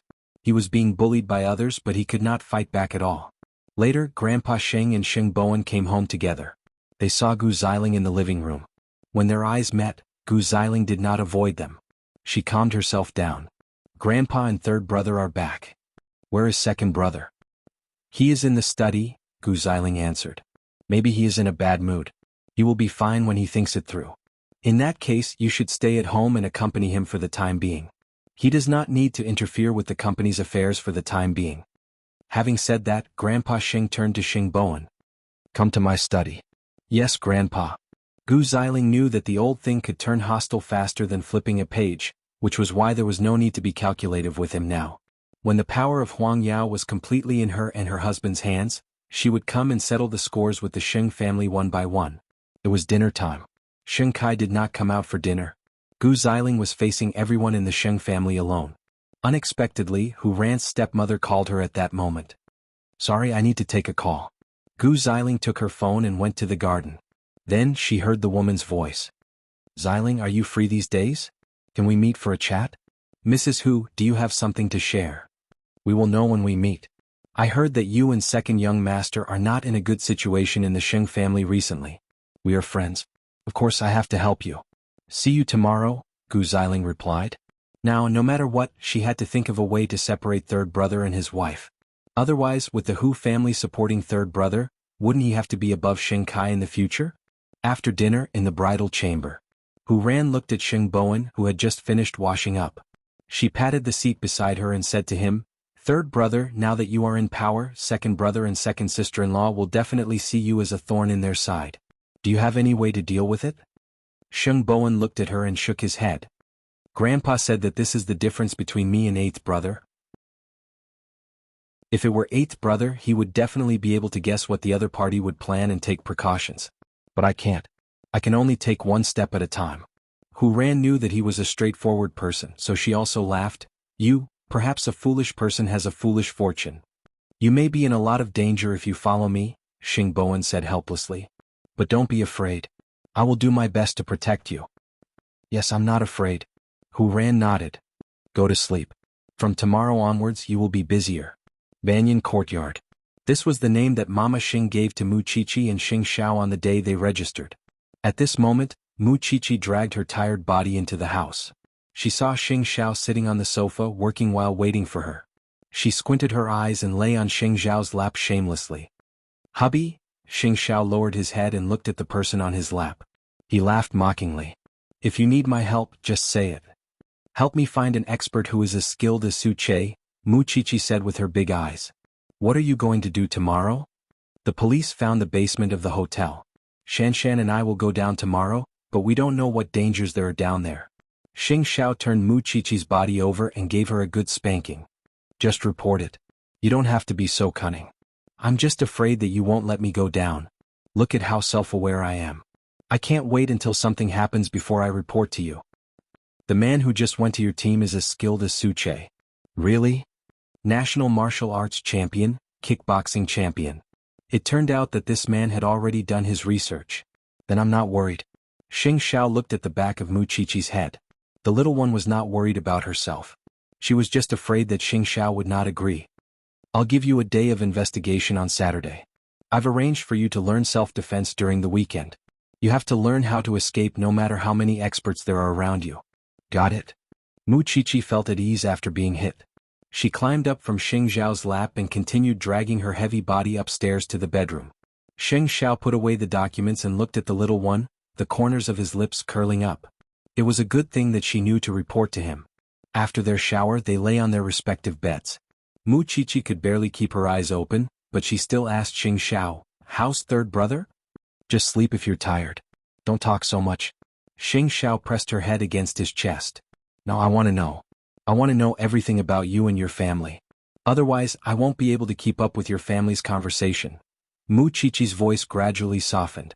Xing Xiao smiled when he saw that she had fallen asleep. "Even if I tell you now, you would still forget it tomorrow?" Mu Qiqi slept soundly in his warm embrace until dawn. Early next morning, Mu Qiqi received a call from the professor. The police had found a passageway to the basement last night, and it turned out that there was a huge underground casino hidden in the entire hotel. There was a sturdy iron door down the passageway. It was locked and covered in dust as if no one had gone in for a long time. Even so, there was a foul stench coming from inside. It was clearly the stench of a corpse, and it was not just any other kind of stench. The additional police arrived at the scene early in the morning. The police unlocked the door, but they could not find where the corpse was hidden. That was why the captain informed the forensics team to be in position immediately. The professor led Mu Qiqi and Feng Shanshan into the spacious basement. The entire place was half the size of the hotel lobby, but there was only one window and a bar counter. There were 4 stone pillars in the middle of the room, and there was a washroom on the left. The entire place was filled with the stench of corpses, but no one could find where the corpse was hidden. Mu Qiqi turned her gaze towards the washroom where the stench was thickest. Both the professor and Feng Shanshan noticed it too.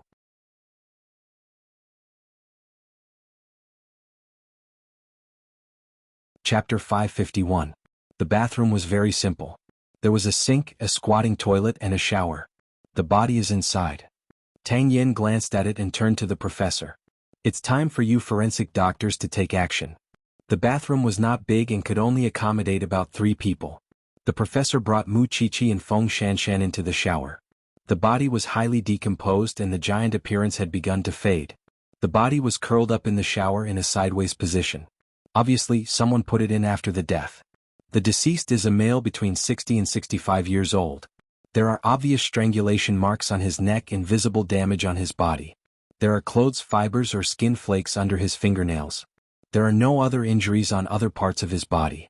After eliminating the possibility of poisoning, we can basically confirm that he was strangled to death. I didn't expect that there would be another case involved. But it doesn't seem difficult to investigate. The secret passage in the bathroom above the hotel leads directly to the underground casino. The murderer knows this place and may have hidden here. But when did he leave in the end? Feng Shanshan raised a question. But soon they began to feel numb. Because in order not to leave his own footprints, the murderer must have waited for the police to come before leaving. Because everyone thought that the murderer would leave his footprints before leaving, but no one would have thought that he would hide in this basement and wait for the police to leave before leaving. Now that there were so many police officers entering the hotel every day, how could they find the murderer's tracks? He's too cunning. Let's find the murderer first. There is evidence left under the victim's fingernails. It should not be difficult to investigate. Maybe there is a connection between the 2 cases.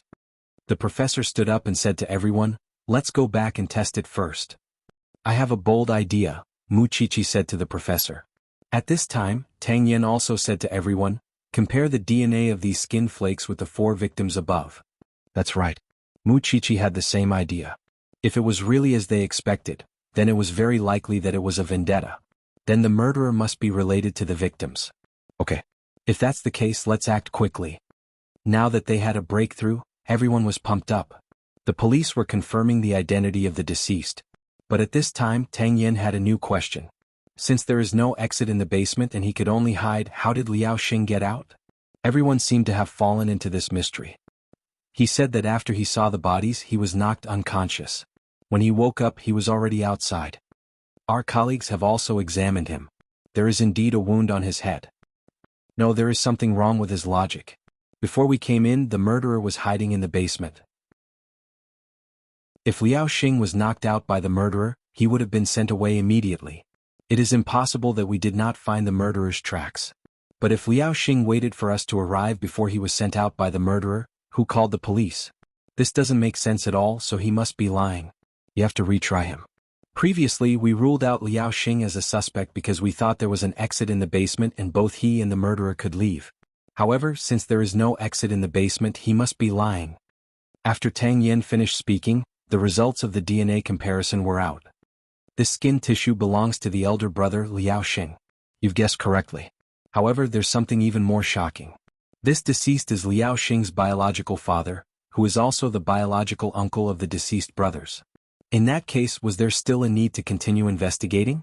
The result was obvious. Because there was substantial evidence, Liao Xing confessed in the end. But what was different from the police's speculation was that he did not kill the 4 people to avenge his father, because he did not know that his father had died in the basement.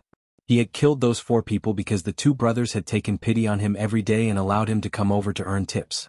However, they had humiliated him, mocked him, and even called him incomparably ugly, neither human nor ghost. Liao Xing had long wanted to kill them. He had imagined it thousands of times in his heart. That morning, the 2 brothers asked Liao Xing to go and earn tips again, but Liao Xing took the opportunity to meet his wife. When Liao Xing found out about it, he could not hold it in anymore, so he put the plan on the agenda. In the evening, he carried an axe and killed the 2 men.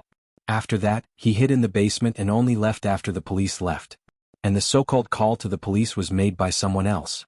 He lied that it was him to eliminate his suspicion. Do you know that your father died in the basement? The murderer is Liao Xing. Liao Xing was shocked at first, but then he laughed. This is retribution. This is what the 2 brothers deserve.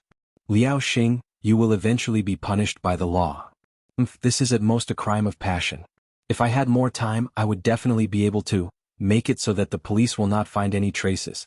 But the 2 brothers are really hateful. I can't help it. Mu Qiqi and Feng Shanshan felt bad when they saw the murderer's ferocious side. That's why I said that the living are the scariest. The case is solved.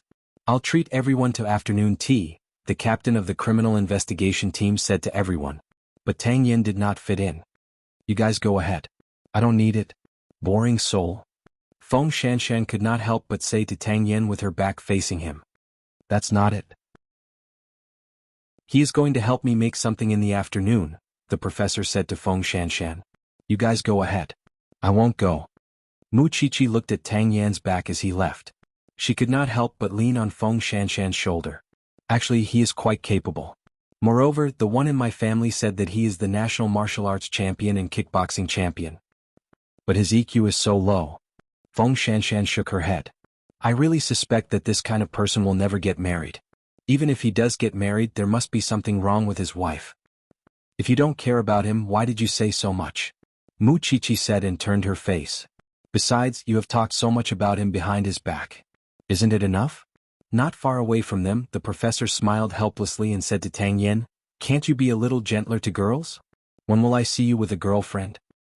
I think women are troublesome, especially Feng Shanshan. Why her? She has a lot of demands. Tang Yin said coldly and turned to enter the forensics laboratory. Chapter 552. In the afternoon, Gu Xiling and Hu Ran's stepmother agreed to meet at a cafe. When they saw each other's eyes, they knew that they were going to work together again. You called me. What's the matter? Tell me. I found out that Hu Ran, that little bitch, has extended her claws into the entertainment industry. My friend told me that she and your 3rd young master are investigating me. Are they tired of living? I think Hu Ran is tired of living. How do you want to deal with her? Gu Xiling asked Mrs. Hu. Don't forget that she has regained her sanity. She is not so easy to deceive. That girl is like a basin of clear water. She has never been stirred. How would she know how deep the water in the entertainment industry is? I can ask my friend to help me teach her a lesson. I could have done it alone, but I thought of the situation you and second young master are in now. So, I want to ask you if there is anything I can help you with. Gu Xiling laughed when she heard this. Of course. The eldest young master of Tiffany and Company is coming, and third young master is going to meet him.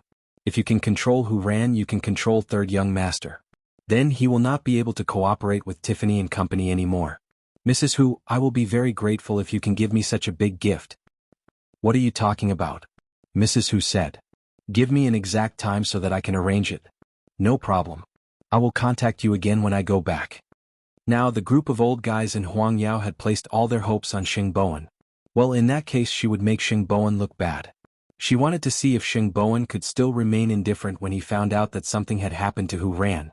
Gu Xiling thought that Xing Bowen would not be able to turn the situation around. But unexpectedly Hu Ran's stepmother appeared. Man proposes, God disposes. At the police station, they had just sat down to drink tea when they received another call. This time, it involved a female star in the entertainment industry. Chi-Chi and Shan-Shan are here. It will be convenient for me to bring you out. When the captain of the criminal investigation team heard this, he immediately laughed. I think the two of you shouldn't go to university. Just stay here and help your professors. This way it will be faster than going to any university. You're talking nonsense again. You should know what Chi-Chi's family does.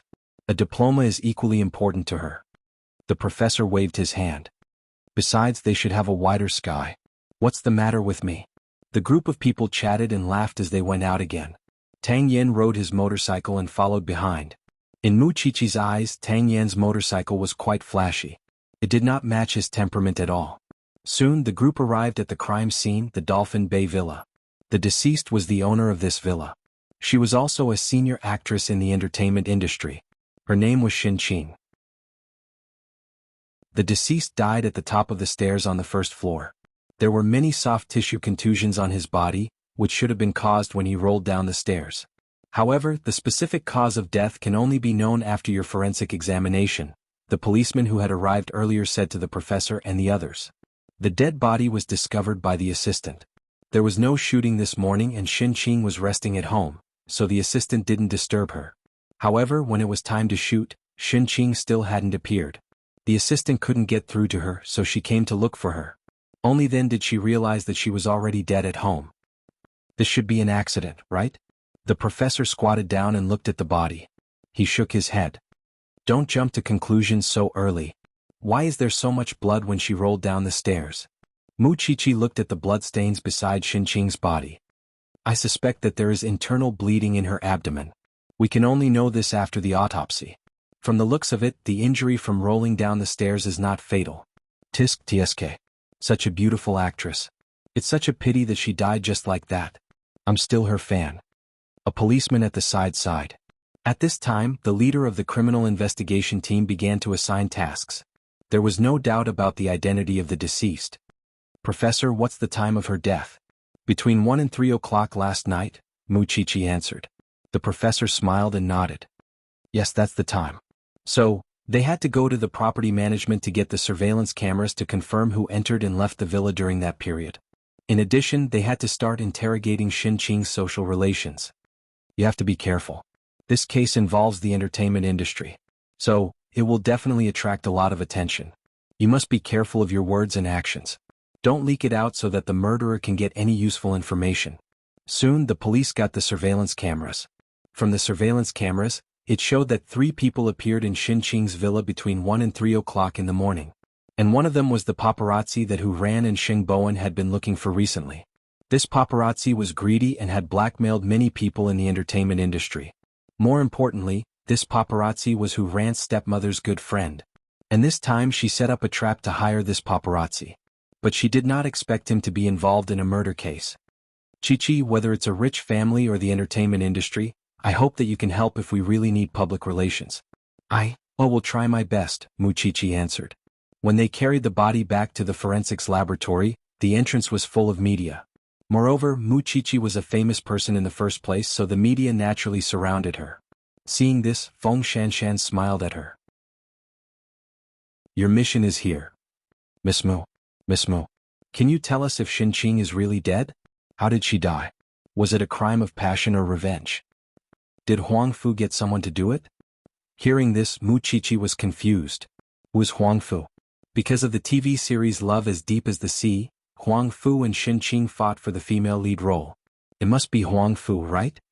Mu Qiqi extracted the information and said to them, "The police will solve the case as soon as possible. Don't make wild guesses and hurt others." "Miss Mu, can you tell us more information? I'm just a forensic doctor. I can't reveal anything related to the case." "I'm sorry." "Miss Mu." Everyone rushed forward. At this time, Mu Qiqi lost her temper and directly said to the media, "You want to see Zhongting's lawyer, right?" Everyone quickly took a step back. "You just want to see the world in chaos." Soon, the secretary showed the part where Mu Qiqi appeared on the news to Xing Xiao. "Chief Xing, this is the video of Madam's interview. This thing is more famous than me recently." Xing Xiao slowly smiled. "Find a few suitable people and send it to her when she wants it. You must have experience in stopping the media." Chapter 553. The eldest young master of Tiffany & Company had already boarded the plane. He would arrive in Jianchuan in 10 hours. So, Gu Xiling called Hu Ran's stepmother when no one was around. "He will arrive tonight. How are your preparations?" Hu Ran's stepmother did not know that her friend had been targeted by the police. She said, "I will call him later. I will lure Hu Ran out tonight. Don't worry." "Then I will wait for your confirmation," said Gu Xiling. After the call, Gu Xiling looked around to make sure that no one in the Xing family saw her. Then she went back to the living room. However, Hu Ran, who was in the room, had seen her sneaky behavior clearly. Because the location of the new house was facing the Xing family's lawn. Although Hu Ran did not know what Gu Xiling was planning, she reminded Xing Bowen. "I saw second sister-in-law making a phone call in the lawn. You must be careful when you pick up the eldest young master of the Tiffany & Company today. I am afraid that this woman will do something bad again." "Don't worry, Xiao Ran. Actually, the eldest young master of the Tiffany & Company has arrived in Jianchuan. He boarded the plane yesterday," said Xing Bowen. "Ew. Why didn't you tell me earlier?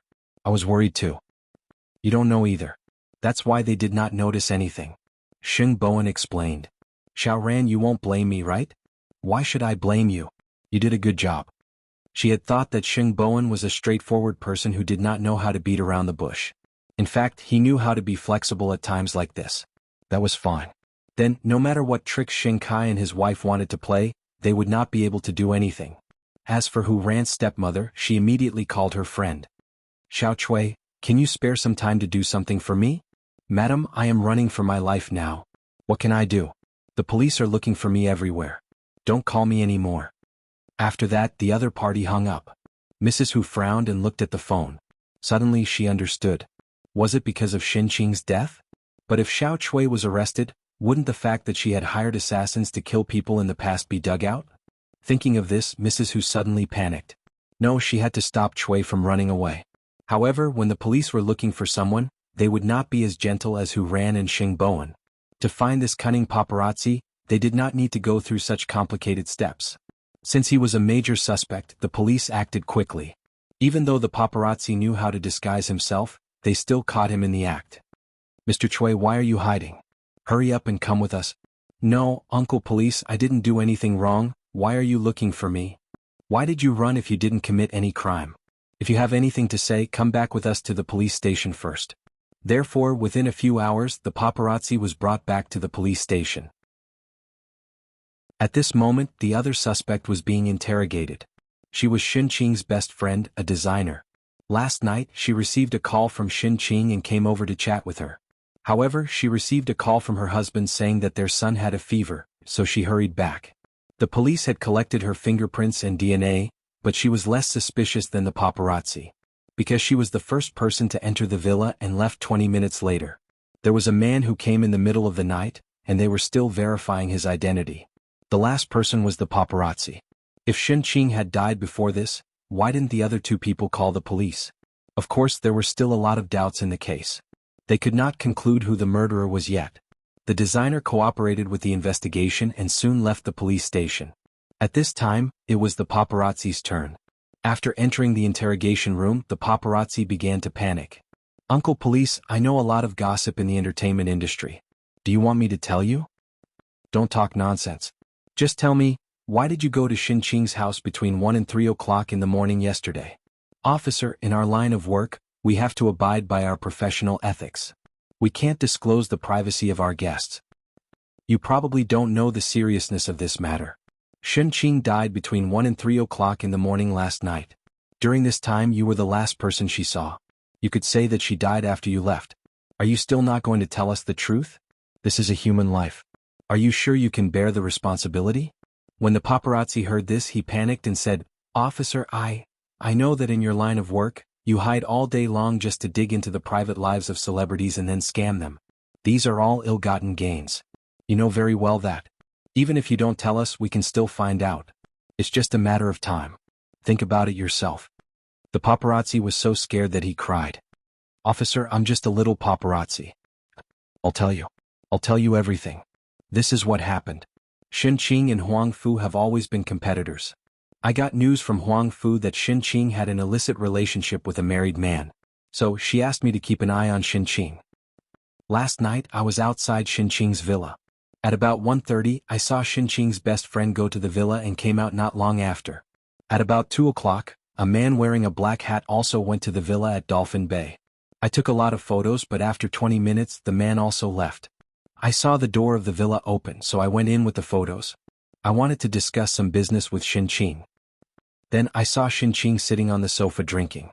She ignored me. I told her that I took photos of the man, but she arrogantly asked me to release the photos.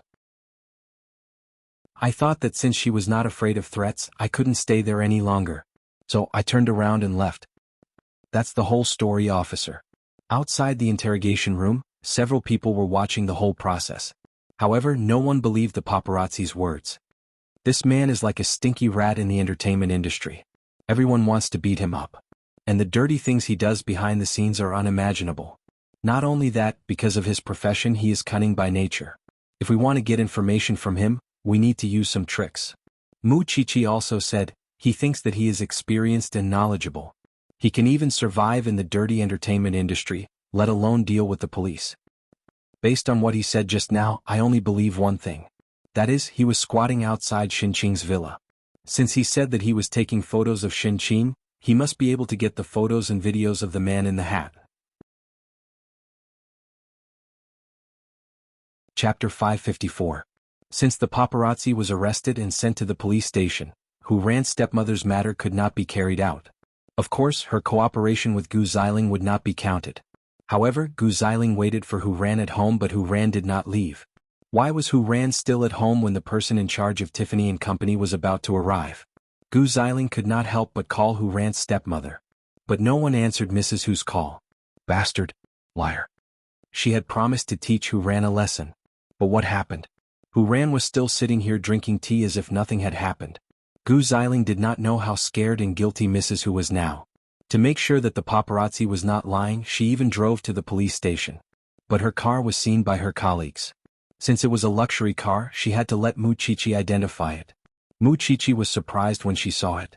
Because she had gone to the Hu family with Xing Xiao and met Mrs. Hu before, she could confirm her identity. But she did not know why this woman was here. Do you know her? She is the stepmother of someone I know. She used to be in the entertainment industry. But she married into a rich family and retired from the industry. Mu Chichi explained to the captain.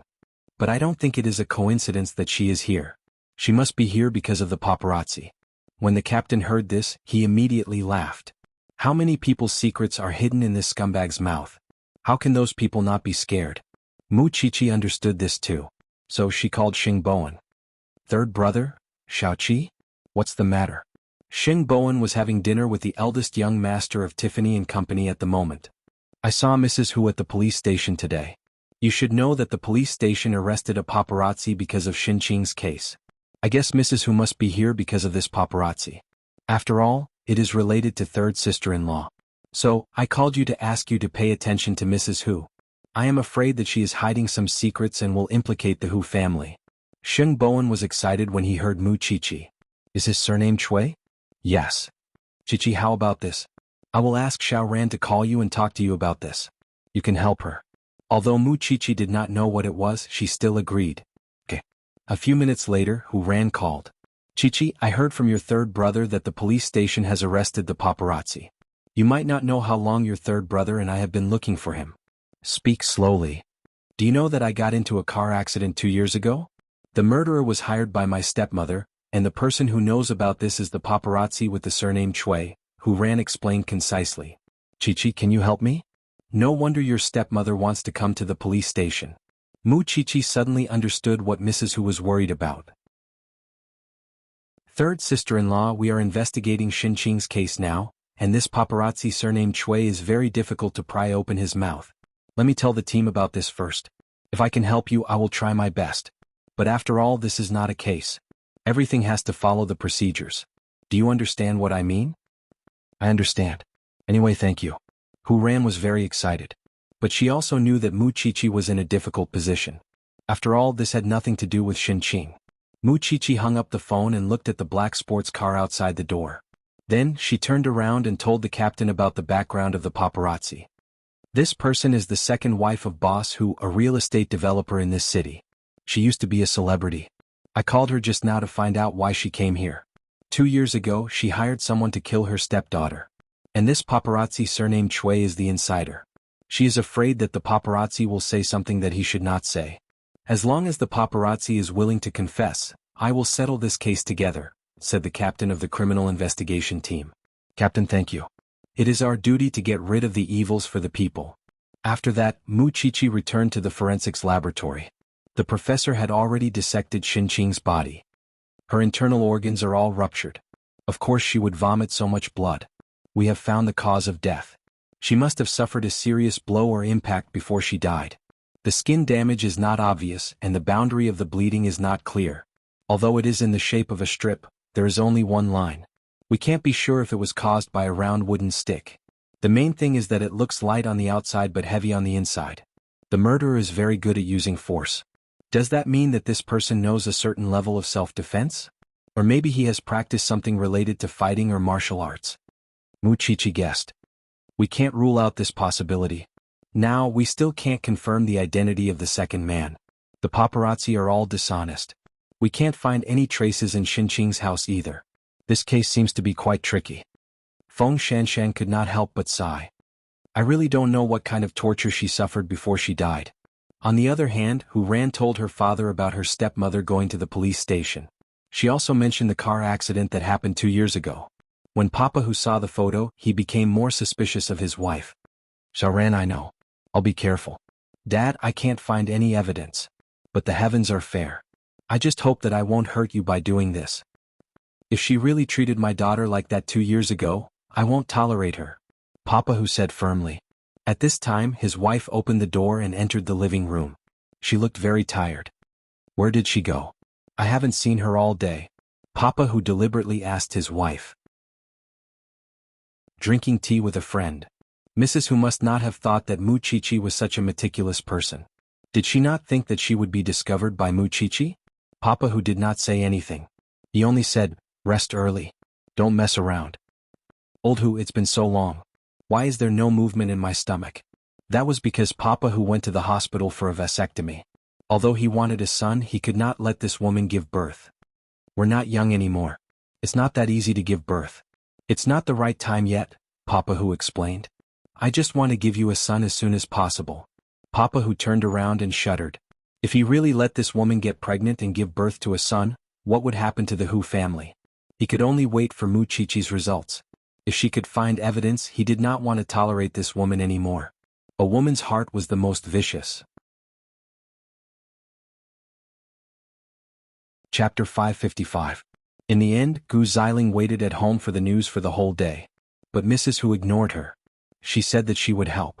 But now she doesn't even answer the phone. Damn that old woman. Hu Ran heard this from behind Gu Xiling. She could not help asking, which old woman? Gu Xiling turned around and saw Hu Ran. She glared at her. Do you have a good upbringing? How could you eavesdrop on others? Since you said that I have no upbringing, I will show you that. Hu Ran snatched the phone from Gu Xiling's hand. She wanted to verify a guess. She looked at Gu Xiling's call history and saw the number that Gu Xiling had dialed the most. Then she took out her phone and compared it. Hu Ran. So, you are waiting for my stepmother's call? Hu Ran laughed. I was wondering how you knew that I was allergic to honey. So, you are in cahoots with that woman? But you probably don't know. She can't even protect herself now. The paparazzi has been arrested. They know too many of her secrets. She is at the police station now. How can she have the time to talk to you? As for the tricks in your heart, if you don't say it and I don't say it, we both know it. But I can tell you very seriously that you will not succeed. Then Hu ran through the phone back to Gu Xiling. And I really want to give you a piece of advice. Those who do evil will bring about their own destruction. Gu Xiling was stunned when she heard Hu Ran's words. No wonder she could not contact that woman until now. It turned out that she could not even protect herself now. In that case, there was no hope that she could help. It seemed that she had to think of a way herself. But she did not know that the eldest young master of the Tiffany family had already discussed this matter with Sheng Bowen. Of course, he would choose to take over Tiffany and Company. After all, it was his family business. Although he had a disappointing younger brother, he could not lose his roots. As for the cooperation with Huang Yao, he agreed to continue and use his own money to fill the gap. But he did not accept the withdrawal of his investment. He also had a condition. Sheng Bowen must be the CEO of Huang Yao. However, Sheng Bowen had not told anyone about it yet. When Sheng Bowen returned home at night, Grandpa Sheng was surprised that he could come home on time for dinner. He asked him, "Aren't you going to welcome the person in charge of Tiffany and Company?" "Grandpa, he has already left. Actually, he arrived in the morning. After we talked, we had lunch together. I sent him off just now. I'll send a letter of intent to you later." Sheng Bowen replied to Grandpa Sheng. Grandpa Sheng looked at Sheng Bowen in shock. He could guess what he was worried about, so he nodded. "Good. You did a good job. I'm just taking precautions." After all, Gu Xiling had colluded with the Hu family to make trouble, but unfortunately Mrs. Hu was busy with her own affairs. Charney has some conditions. After you read them, discuss them with the board of directors. If they agree, we'll do it this way. No matter what the conditions are, as long as we can continue working together, I can accept them. As long as Huang Yao did not suffer any losses. Sheng Kai's position was still empty. He had locked himself in the study for the past 2 days and refused to see anyone because he couldn't accept that Sheng Bowen was going to replace him. "Grandpa, I want to meet with 8th brother tonight." In the past, when he wanted to meet with 8th brother, Grandpa Sheng would be on guard. But now Sheng Bowen took the initiative to bring it up. He wanted to let Grandpa Sheng untie the knot in his heart. "Go. It's not about Huang Yao. It's about Xiaoran. I'll tell you personally when there's a result." Grandpa Sheng nodded and patted Sheng Bowen's shoulder. "I didn't expect you to be so calm and steady. Not bad." Seeing that Grandpa Sheng had changed, Hu Ran finally felt that he was easier to get along with. But now that there were 2 malignant tumors in the family, she began to worry about Grandpa Sheng's safety. After all, Gu Xiling was someone who could even collude with her stepmother. But now they would not dare to do anything to Grandpa Sheng. At 9 o'clock at night, 2 cars stopped at the entrance of the Criminal Police Bureau. When the police officers saw them, they said to Mu Chichi, "Xiaoqi, your family is here." Mu Chichi looked out of the door and smiled. "Thank you, Senior." "Chichi, since there are no clues now, you and Shanshan should go back first," the professor said to Mu Chichi and Feng Shanshan. "I won't go back. I don't have a family to send me back." Feng Shanshan took a magnifying glass and observed the body of the deceased, including her clothes. Tang Yen, seeing that the professor was going to ask Tang Yen to send her home, Feng Shanshan quickly said to him, "Professor, I'll go home myself. I don't want to trouble anyone." Tang Yen is not a monster. Look at how popular he is. Feng Shanshan was about to mock him, but she seemed to have found something unexpected. "Professor, I found something." When Shin Qing died, she was wearing silk pajamas, a robe and a suspender. But when her body was found, her clothes were intact, so they paid more attention to the robe. But now, Feng Shanshan found something that looked like fingerprints on the suspender. Let's do a comparison immediately. At this time, Mu Chichi had already walked out of the police station. When she saw Sheng Bowen and Hu Ran, she said to them, "Are you here for the paparazzi?" "Get in the car first," Xing Xiao said to her. Mu Chichi nodded and sat beside Xing Xiao. At this time she heard Xing Xiao say, "Do you think that everyone is like me and can stand the smell on your body?" Mu Chichi sniffed herself and said, "The body hasn't started to stink. I should smell good. Go back and change your clothes first." "I know, my dear husband," Mu Chichi said quickly. Mu Chichi quickly said, "I didn't expect second sister-in-law to be involved in this incident. I didn't expect her stepmother to be so ruthless. That's right. Any progress? Mu Qiqi hugged Xing Zhao's neck and leaned into his arms. No. You know the paparazzi's character. He is cunning and knows how to adapt to the situation. He is good at lying. Xing Zhao hugged her tightly and seriously. You're on TV again today. You even brought up Zhongting. Are you unhappy? No. I like it when you bully others, Xing Zhao replied. When I picked you up just now, I found that there were a lot of reporters around. I have asked Su Che to find some people to deal with the media. If you need them, just bring them over. Chapter 556. Mu Qiqi went home, took a shower and changed her clothes. Then she regained her energy and went out again. But in the meantime, she received a call from Feng Shanshan. She confirmed that the paparazzi's fingerprints were on Xin Qing's pajamas. And it was on the back. That meant it was very likely that the paparazzi pushed Xin Qing down the stairs. With such a clue, the police wanted to interrogate the paparazzi again. When they reached the hotel, Mu Qiqi apologized to Xing Bowen and third brother. I'm sorry. It took me some time to take a shower and change my clothes. I'm afraid it will affect your appetite. It's okay, said Xing Bowen. If eighth brother can get used to it, so can we. Xing Zhao sat next to Mu Qiqi. His right arm was naturally placed on the back of Mu Qiqi's chair. It was a protective posture. Everyone in Jianchuan knows that Xiao Qi is your wife. Do you still want to do this? Xing Bowen complained. Didn't you call me in the middle of the night and ask me some questions? Have you solved it? Xing Zhao did not want to be outdone. Third brother coughed violently. His face turned red from ear to ear. What is it? Mu Qiqi quickly asked. It's nothing. It's just a private conversation between men. Xing Bowen quickly interrupted and changed the topic. Aren't you going to talk about the paparazzi? Let's get to the point. Because there was no evidence before, the paparazzi could say whatever he wanted. He was fearless and he wouldn't say anything else. However, my friend just called me and told me that there was progress in this case. As for what the progress is, I can't tell you. However, I told the captain about third sister-in-law's matter. The captain said that if he could get the paparazzi to talk, he would investigate this case as well. Are you confident? Xing Bowen seemed to be more nervous than Hu Ran. Mu Qiqi shook her head. There is no evidence after all. It's okay, Xiao Qi. My father is very suspicious of that woman now. This can guarantee that what I'm worried about will not happen. She was afraid that the woman would have her father's child. She would not be able to separate from her father. Don't worry. Trust the police. Xing Bowen laughed when he heard Mu Qiqi's words. He looked at her from head to toe. Your tone is more and more like those policemen on TV. I'm telling the truth. Mu Qiqi glared at him. Professional things should be left to the professionals. Speaking of which, how are things going in Huangyao? That's right. I have already discussed with the people from Tiffany & Company and this matter can be resolved smoothly. However, they have a condition. I must be the CEO of Huangyao. Isn't that perfect? Mu Qiqi turned to look at Xing Zhao.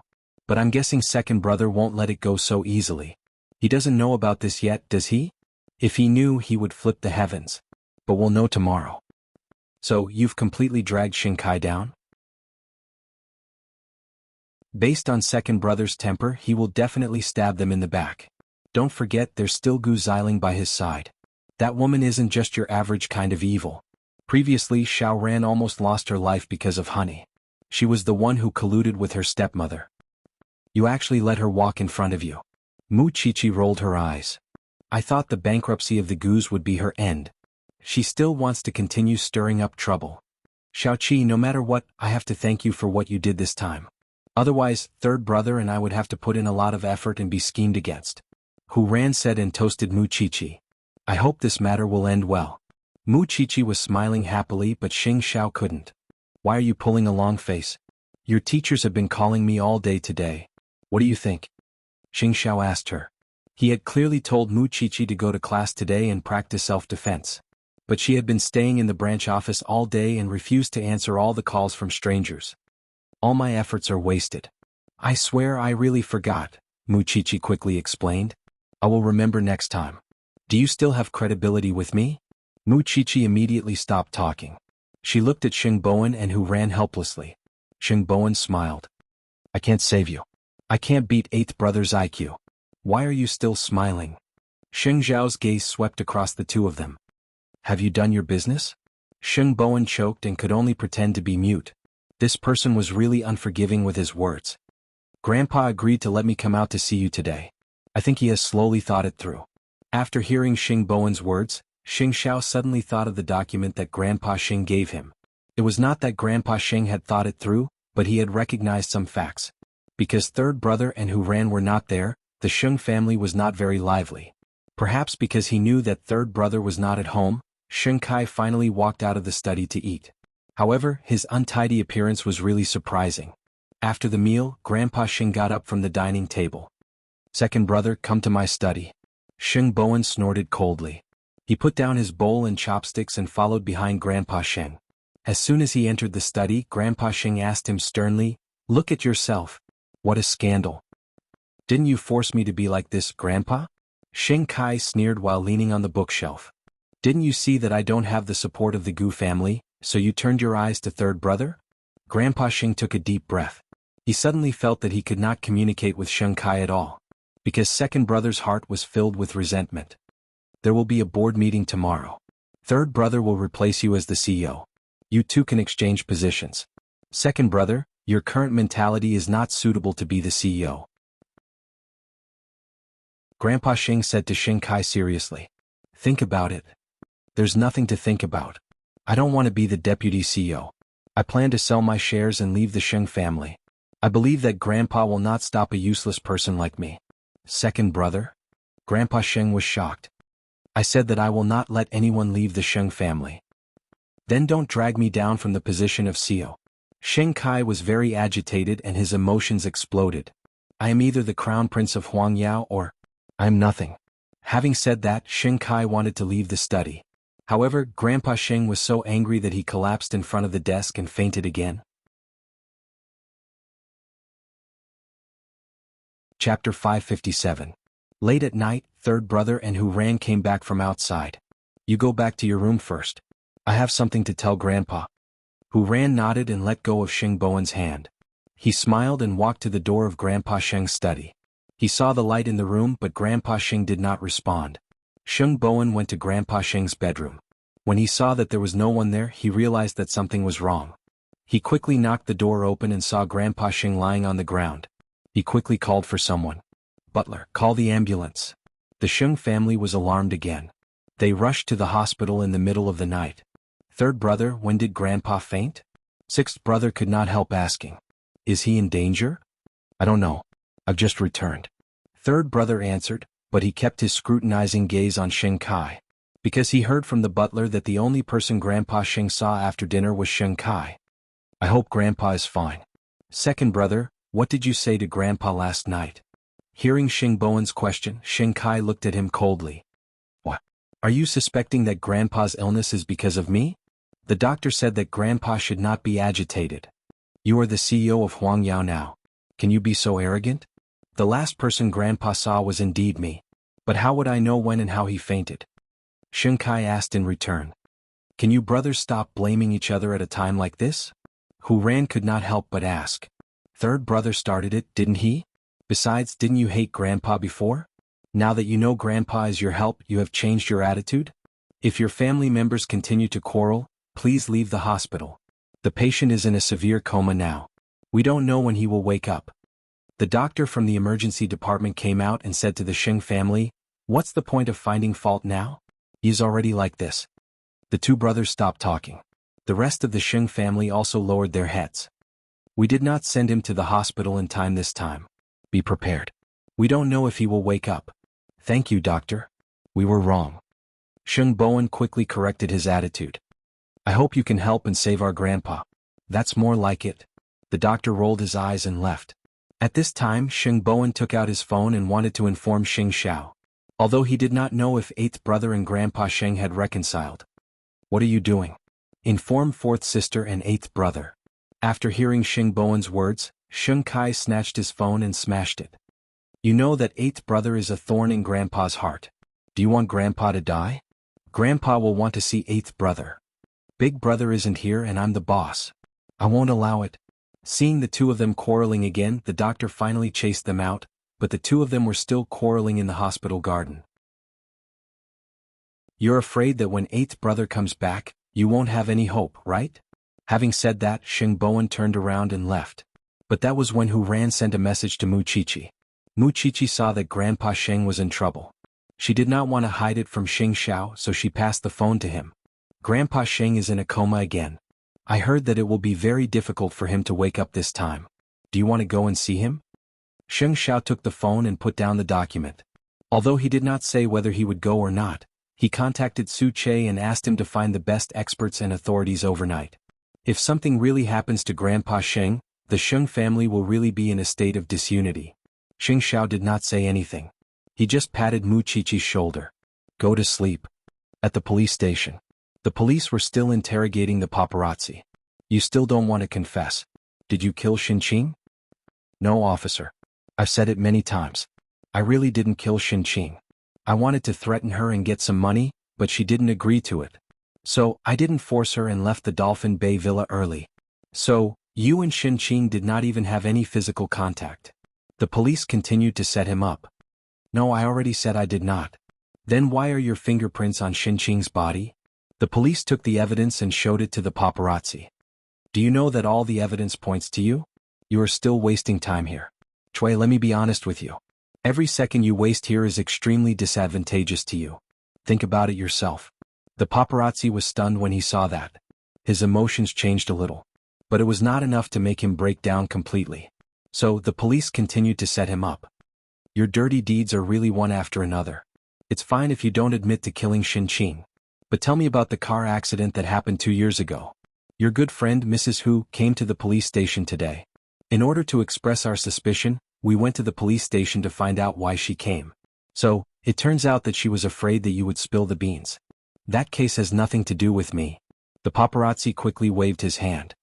Since the police have found out about it, they will definitely get to the bottom of it sooner or later. If you are willing to cooperate, this is also a chance for you to redeem yourself. If I tell you about it, will it reduce my crime? What do you think? The police asked. About that matter, the most I can do is not report it. The paparazzi quibbled. After my friend married into the Hu family, she could not have a son because her stepdaughter was very against it. So, she found someone in the circle who did the work for her. Unfortunately, the stepdaughter was very lucky and did not die. Who is the person who did the work? I can't tell you. I'm afraid of death. I can only say that he is very famous. Alright, now tell us how you got the fingerprints on Xinqing's body. The police led the paparazzi around and back to the original point. The paparazzi thought that he could divert the police's attention with another topic, but he did not expect that the police were really used to his little tricks. In the end, he could only confess. Yes, I did push her, but I did not kill her, officer. Moreover, I did not mean it. At that time, Xinqing could still move, so I thought that she just fell down, so I did not call the police. Didn't you say that you did not touch Xinqing? Now you pushed Xinqing? Which of your words is true and which is false? Moreover, even if she could still move and was only injured, you could call the ambulance. Maybe her life could be saved. Have you thought about this?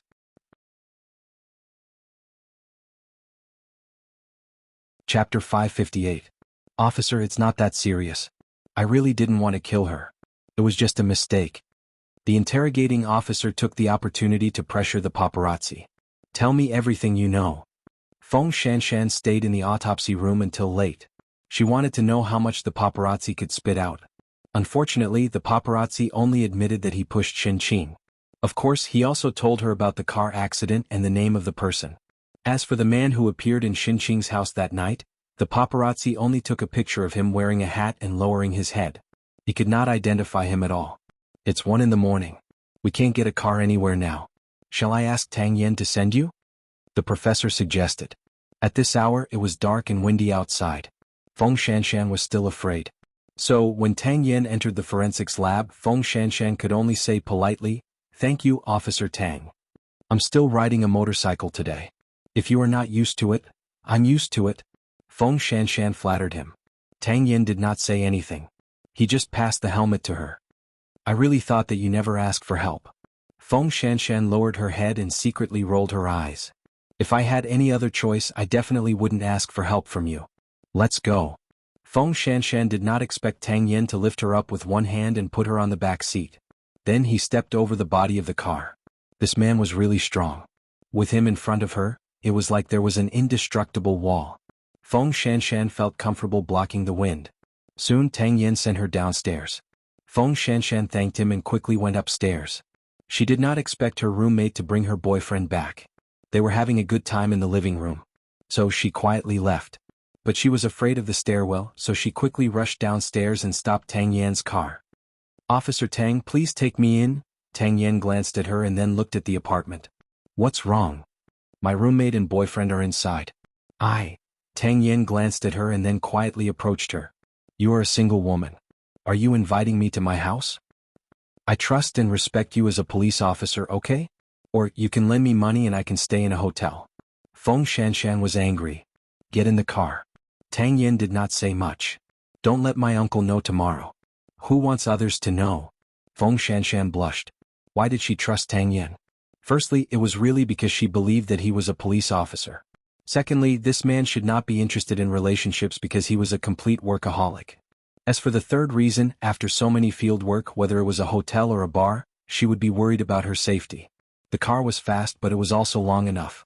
When Tang Yen drove Feng Shanshan to his house, she almost fell asleep.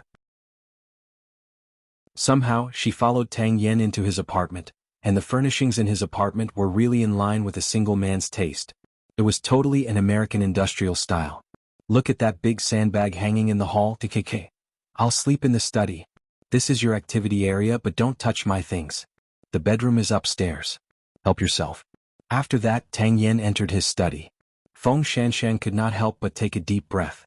In order not to bring trouble to others and herself, she simply washed up and lay down on the sofa next to the bed on the second floor. She knew that her body did not smell as good as it seemed. Because she was very tired, Feng Shanshan fell asleep very quickly. Tang Yen, who was in the study, was a little curious. Why was Feng Shanshan not moving? So, when he went out, he saw that Feng Shanshan had curled up on the sofa and fallen asleep. He did not disturb her. "You have a bed, but you don't want to sleep. Do you dislike it?" It was precisely because of such an opportunity that Tang Yen could finally take a good look at Feng Shanshan when she was quiet. Her looks were top-notch, but her personality was not pleasing. Her mouth was also poisonous, and there was a sense of wickedness in her bones. Tang Yen felt that such a woman was not his type at all. So he looked at her for a while. Then, out of politeness, he looked away and went back to his study. Grandpa Xing fell sick again. But the matter between Huang Yao and Tiffany and Company had to be resolved. Sheng Bowen returned to Huang Yao the next morning and attended the board meeting as scheduled. He took out Charney's contract. "I met Charney yesterday and sent him off at night. We talked about the cooperation between Huang Yao and Tiffany and Company and he agreed to restart it. But there are some conditions. You can take a look at it. One of the conditions is that he is willing to use money to fill the gap. It does not mean that we can withdraw our investment. Secondly, he hopes that our cooperation will be based on me being the CEO of Huang Yao. You can discuss this." When the shareholders saw the contract, they saw hope. Moreover, Grandpa Xing had already decided to make Xing Bowen the CEO and Xing Kai the vice president. Now, it was reasonable for Tiffany and Company to make such a request. "I have no objection. I believe that third young master will not let us down. But my grandfather is sick now. I will temporarily take over the role of the CEO. As for the rest, we can talk about it after he wakes up," said Xing Bowen.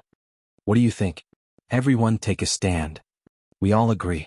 Xing Bowen went to Huang Yao to deal with some matters. Naturally, Xing Kai stayed in the ward. Before this, it was Xing Kai who guarded against third brother and his wife. Now it was time for the tables to be turned. Seeing this, Gu Xiling pushed Hu Ran aside. "Don't tell me that you are not worried that Grandpa's will fall into our hands. You and third brother pretended to be dignified before. What about now? You and your wife have become sick. Can't you feel it?" Hu Ran said coldly. "If you and third brother really don't care about the inheritance, then you shouldn't be so anxious now. Whether you believe it or not, third brother and I hope that Grandpa will be safe. We also hope that you will not say such vicious words in front of Grandpa. He will not do as you wish." Gu Xiling laughed mockingly. Since her husband was there, she wanted to push Hu Ran out of the ward. "It's better for us not to stay in the same space. Otherwise we will be kicked out again. That will be a joke." Hu Ran was not as shameless as Gu Xiling. So she sat on the bench outside the ward. She did not believe that this couple would be so kind to take care of Grandpa Sheng. All they cared about was the inheritance that Grandpa Sheng was holding on to. Chapter 559. After a while more people came to the ward. This time the Shengs did not know the people who came. But they came with the doctor to transfer Grandpa Sheng to another hospital. When Xing Kai heard that, he immediately stood up and asked, "Who are you?" "We are experts invited by Mr. Xing Xiao. We want to do a further examination for Grandpa Sheng and formulate a treatment plan," answered the person. Xing Xiao. Xing Kai sneered when he heard the name. "You used to anger Grandpa half to death. Now you are putting on an act." At this time Xing Bowen came back from Huangyao and entered the ward. "What's going on?" "The people 8th brother found may sound nice, saying that they are here to treat Grandpa, but we all know how serious 8th brother is. Isn't it obvious what he wants to do?" Xing Kai stopped the group of people. "We won't turn around. 8th brother won't harm Grandpa. Of course you believe him. But I don't. I've seen through the tricks you and 8th brother are playing. You want to control Grandpa and the whole of Huangyao, right?" "No way." Xing Kai refused to budge. "Second young master, if you resist like this, you might delay the chairman's treatment." "Don't scare me with this," said Xing Kai firmly. Xing Kai said firmly, "I don't want those ambitious people to touch Grandpa unless he comes to talk to me personally." Xing Bowen rolled his eyes when he saw this. Just when he was about to speak, the door of the ward was pushed open again. The person who came said in a calm and powerful tone, "What do you want to talk about?" "8th brother?" Xing Bowen immediately looked at Xing Xiao. When the doctors and nurses saw Xing Xiao, they knew that the person in charge had come. Because Xing Xiao's aura was so strong that they could not ignore it. "Since you're really here, let's have a talk."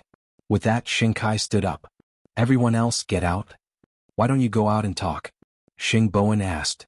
"Before that, I won't let you touch Grandpa." Xing Bowen was speechless. "No one needs to go out," said Xing Xiao bluntly. "If you have anything to say, say it here. I don't want to waste more time on you." "Waste?" Xing Kai could not help but laugh sadly. "8th brother, you used to trust me. Otherwise, you wouldn't have handed Huangyao to me. But why do you have to go against me in every way? You don't know the reason?" Xing Xiao walked into the ward and sat down on the sofa. "You're wrong. I didn't hand Huangyao over to you. It's second brother who was killed by you. The second brother in the past wouldn't use all means to humiliate and guard against his brother just because he was in power. But you would. You're afraid that someone will seize your power and take everything away from you. That's why you've become extremely selfish. How dare you talk about my trust? Once upon a time, you asked me if I regretted leaving behind Huangyao in the future. Right now, I can tell you very seriously that I don't regret it at all, because your misfortune wasn't caused by me. You enjoy the glory of being the crown prince while blaming me for giving you so many problems. But if I don't leave, the position of crown prince will never belong to you. You Don. Wang. I know you are eloquent. I can't win against you." Xing Kai wanted to talk at first. Now that Xing Xiao was willing to talk to him, he wanted to escape. "You are such a failure," Xing Xiao said. "You are not even as good as the receptionist of Zhongting. To put it bluntly, I look down on you. You are not even qualified to be my opponent. Third brother always gives in to you. I don't have the energy to do that. Do you really think that you can stop me?" Xing Xiao looked at Xing Kai coldly. His tone was much sharper. He did not give Xing Kai any face at all. "And her." Xing Xiao pointed at Gu Xiling. "I don't want to see Grandpa Sheng in the hospital. If you want to use force, I'm ready. 8th brother, you still like to bully others. That's because you are not capable." Xing Xiao replied. "You didn't listen to me when I tried to persuade you. You just want to do it the hard way." When Xing Xiao's aura rose, everyone in the ward was afraid. Ever since he established Zhongting, he rarely acted like this. But today there was a special one. "Xing Xiao, Kai is your brother after all. I don't even recognize my ancestors." Xing Xiao retorted sharply, "You, Gu Xiling, have contributed a lot to Xing Kai becoming like this. If you don't want your grandfather's business to be destroyed from now on, you'd better avoid me whenever you see me. I'm disgusted by you. I'll give you 2-3 seconds to get out of my sight. Otherwise I will show you the new Xing Xiao." Everyone's heart skipped a beat at Xing Xiao's words. Xing Kai was stunned for 2 seconds. Then he walked out of Grandpa Sheng's ward. Of course, Gu Xiling did not dare to stay when her husband had left. 8th brother is furious. So scary. Hu Ran quickly whispered into third brother's ear when she saw the two of them leaving. Of course. How do you think he managed the Sheng family all these years? Third brother said. Domineering? Mr. Sheng, I don't think there's a need for a consultation. Grandpa Sheng has woken up, the doctor who was examining Grandpa Sheng suddenly said to everyone. Maybe what you said just now provoked him and woke him up. Sheng Bowen looked forward and saw Grandpa Sheng opening his eyes. Grandpa, how do you feel? Grandpa Sheng had been unconscious for a night, so he had difficulty speaking. I'm fine. He had indeed woken up when he heard Xing Zhao's voice. But he did not expect that Xing Xiao had already taught second brother a lesson. Since he's awake, let the doctor do another check. I have something to do, so I'm going back to Zhongting. Xing Xiao did not want Grandpa Sheng to know that he had been here. Eighth brother, you should care about Grandpa. Xing Xiao said nothing and let Su Che open the door. Soon, he disappeared from the corridor of the hospital. Meanwhile, Xing Kai and his wife were in the garden of the hospital. Xiling, do you know? I'm really tired. I want to leave the Sheng family completely. I want to start my own business. I don't want to be ordered around by Xing Xiao like a dog anymore. How could Gu Xiling not be angry? Chapter 560. You're right. If Xing Xiao could rebuild Zhongting, why can't I? But if we leave, we won't have a share in Grandpa's inheritance. Xiling, now is not the time. Let's just bear with it. Gu Xiling stopped talking when she heard the word, inheritance. She did not want to let the Sheng family benefit from it. One was Mu Qiqi and the other was Hu Bimbo. But I have never been wronged like this since I was young. Never. Gu Xiling felt uncomfortable when she thought of Xing Zhao's humiliation just now. Don't worry, I've noted down all of these debts.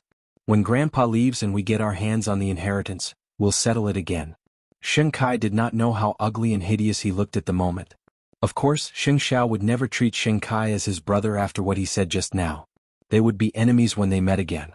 Grandpa Xing woke up and sat on the bed for a long time.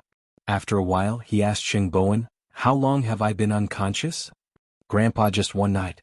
From now on, leave the matters of the Sheng family to us. You can't be agitated anymore. Xing Bowen said to Grandpa Xing. Grandpa Xing's eyes were a little dazed. He looked into the distance and could not focus. After a while, he said, yes, I can't take care of it anymore. I am relieved to leave Huang Yao to you because you are a generous person. It doesn't matter if second brother and his wife are arrogant. After all, eighth brother will not stand by if they cause trouble. In the end, isn't eighth brother still managing Huang Yao? What do I need to worry about? My only regret is that apart from fourth sister who is pregnant, none of you have children yet. I can't see the next generation of the Sheng family being born. Grandpa, there will be. Your eldest brother is always flirting everywhere and is not serious at all. Your second brother is infertile, and after your fifth brother emigrated, he rarely comes back. Your sixth brother is disappointing and your seventh brother is crazy. Now who else can I count on? Grandpa, are you saying that second brother is infertile? Xing Bowen grasped the key point and asked Grandpa Xing. Don't tell anyone about this. You and Xiao Ran have to hurry up. Xing Bowen was still a little shocked when he heard the news. Xing Kai couldn't have children. Perhaps some things were destined. So, you don't have to hate him so much. Because of these two comas, the old man felt that his time was free. If he could live one more day, even if it was just one day, he really did not have the mood to resent and plot. Unfortunately, second brother and his wife were walking further and further down the road of reunion. Xing Xiao threw a tantrum at the hospital, and Su Che sent a message to Mu Qiqi about it. So, after she had no classes in the afternoon, she did not go straight to the Criminal Investigation Bureau. Instead, she went to Zhongting. When the secretary saw her, she was about to knock on the door for her, but Mu Qiqi made a shushing gesture and took the coffee from the secretary.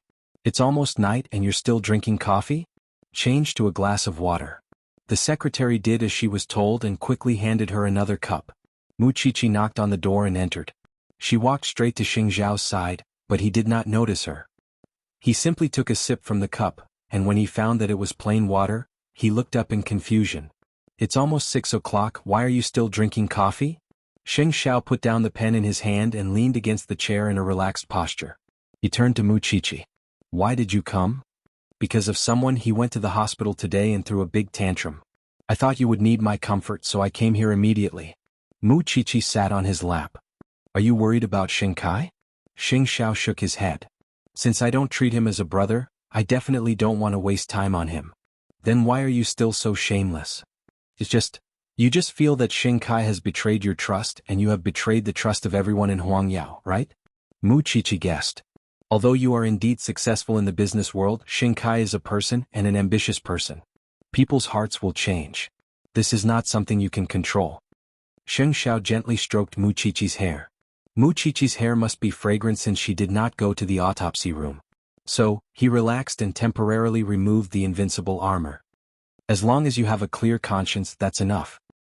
He did not expect that this little one actually knew how to comfort him. Leave those things to third brother in the future. You know very well that he will have to face it himself sooner or later. Look at you. It seems that you can't continue working. Hardworking CO Sheng, why don't you skip work today? Sheng Xiao raised his wrist and looked at his watch. Then he put Mu Qiqi down and said, I'll send you to the forensics laboratory. No need. I'll accompany you tonight. We'll do whatever you want to do. Feng Shanshan and Tang Yan were there anyway. The professor should not be short of help. But her man needed her company. The invincible god could also be weak and let his imagination run wild. In the evening, Gu Xiling came to the ward with dinner. When she saw Grandpa Sheng, her expression was a little unnatural. The butler asked the kitchen to make these dishes. They are all Grandpa's favorite dishes. Third brother, you and Xiao Ran can go back and rest. Xiling will be fine here. Sheng Bowen glanced at Hu Ran and finally agreed to Grandpa Sheng. Then we'll go back and rest. In fact, it was a compromise. He wanted to let Gu Xiling know that they never wanted to take the opportunity to make Grandpa Sheng change his will. Everything was just Xing Kai's imagination. Go. Grandpa Sheng waved at them. After they left, he said to Gu Xiling, second brother can't have children. What are you going to do? I'm going to tell him and do a test tube test, Gu Xiling replied. Gu Xiling replied. I heard what you said in the afternoon. You said that you want to see the next generation of the Sheng family being born. I'm old and can't play around anymore. The world belongs to you young people. But Xiling, since you're the one I've chosen, you're also outstanding. However, I hope that you and second brother can support each other and not become each other's stumbling blocks. Since you're going to do that, go ahead. That was Gu Xiling's plan. If they had children, wouldn't they get a bigger share of Grandpa Sheng's inheritance? Looking at Grandpa Sheng's body, it was not a sign of longevity. She had to plan everything as soon as possible. But if she told Xing Kai about it, he would probably go crazy. What she was afraid of was that even if Xing Kai agreed, the quality of his sperm would not be up to standard.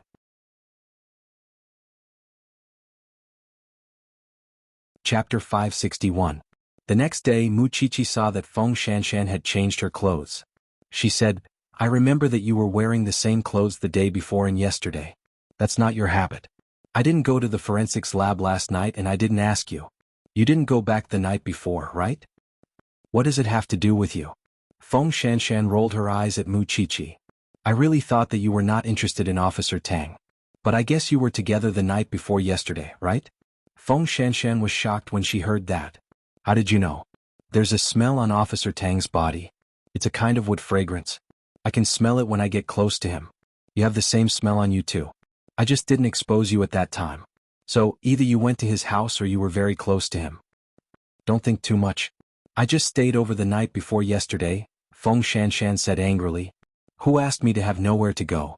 If I had a choice, I would rather go to the professor's house or your house than his house. You've already gone there. Why are you telling me this now? Mu Qiqi couldn't help but laugh. I'm not a gossipy person. Actually, Officer Tang is really a good person. And I think I'm not the only one who knows. Anyone with a nose knows, including the professor. You're still talking about it?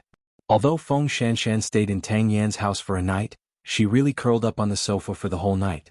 As for Tang Yan, he stayed in his study obediently and never came out. The two of them spent the night peacefully. The next morning, Tang Yan left her money for a taxi. He did not even let her see him. This man was at most not a bad person. But he was definitely not a good man. How's the case going?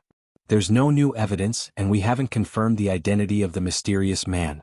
But there's news about your second sister-in-law's case. After the paparazzi recruited the man, the police arrested the man yesterday and interrogated him. They found out that his assets were all illegal income. The man couldn't stand the interrogation and finally confessed. The police should bring the lady of the Hu family here for questioning soon. Mu Qiqi thought that when this matter was over, she would really have to thank the captain properly. Mrs. Hu had been on tenterhooks at home for the past 2 days, because she didn't know whether she could take care of herself. In fact, if she hadn't been so obvious, Muchichi wouldn't have noticed her at the entrance of the police station, and Muchichi wouldn't have called Xing Bowen to remind him. She only had herself to blame for everything. The police successfully got the evidence from the man that Mrs. Hu paid the murderer at that time, as well as the recording that the man handed over. Now that the authenticated material evidence was present, the police immediately ordered to go to the Hu family to arrest the murderer.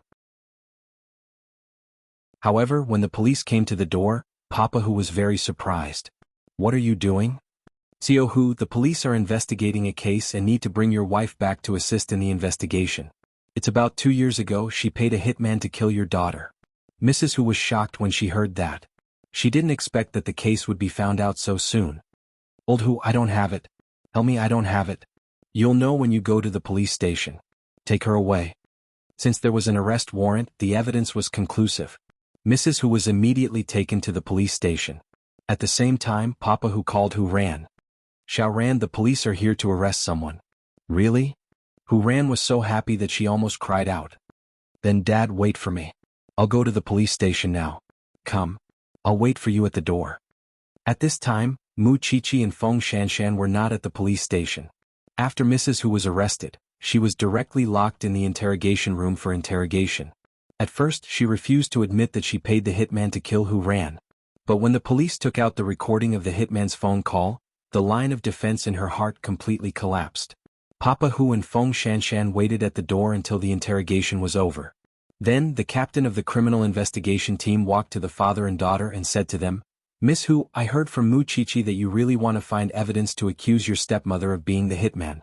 Actually, you could have called the police earlier." Hu Ran's eyes turned red when she heard that. "After I got into the car accident, that woman even asked someone to find a chance to attack me in the ward. I just pretended to be stupid and escaped." When Papa Hu heard that, he said to her helplessly, "It's all my fault. You've been wrong so much. Dad, she's really very cunning. No matter how cunning she is, she's still caught, isn't she? Don't worry. The law will give you an explanation. But now the suspect wants to see you. Do you want to see him?" Papa Hu nodded without hesitation. "Of course I want to see him." Then the police arranged for Papa Hu and his daughter to enter the interrogation room. "Old Hu, help me. I don't want to go to jail." "I really don't want to." Papa Hu sat on the chair and was silent for a few seconds. Then he said to the vicious woman, "The thing I regret the most is meeting you. I know that you're not very friendly to Xiao Ran, but as long as you don't hurt her, I can tolerate you. But I didn't expect you to do so many evil things behind my back. Old Hu, because you said that as long as you have a daughter, we don't want other children. This was the condition for you to enter the Hu family. Because I have to be fair to my daughter. I've already broken my oath as a father and let you into the family. But I didn't expect you to be so greedy." The woman opposite him cried so hard that her makeup was ruined. She looked very miserable. "Old Hu, I won't dare to do it again. Save me, please. Why don't you beg Xiao Ran instead of me?" Hu Ran didn't say anything until she met her stepmother's urgent gaze. "You know very well that I can't save you and I can't spend money to hire a lawyer for someone like you. You should go to jail and experience what it means to live a life worse than death." "Xiao Ran, I was wrong. I was really wrong. Don't be so ruthless to me. You know you're wrong now because you've been arrested. The evidence is conclusive," Hu Ran said to her.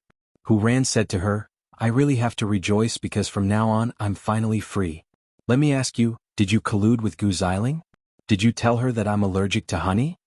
The guilty woman was afraid of any interrogation at this moment. However, any flicker in her eyes was a tacit agreement to Papa Hu and his daughter. "I only hope that the court can give me a heavy sentence. For this I can do anything. Old Hu, you can't do this to me." "It's true. I'm pregnant with your child." It's true, the woman said to Papa Hu as she clutched her lower abdomen.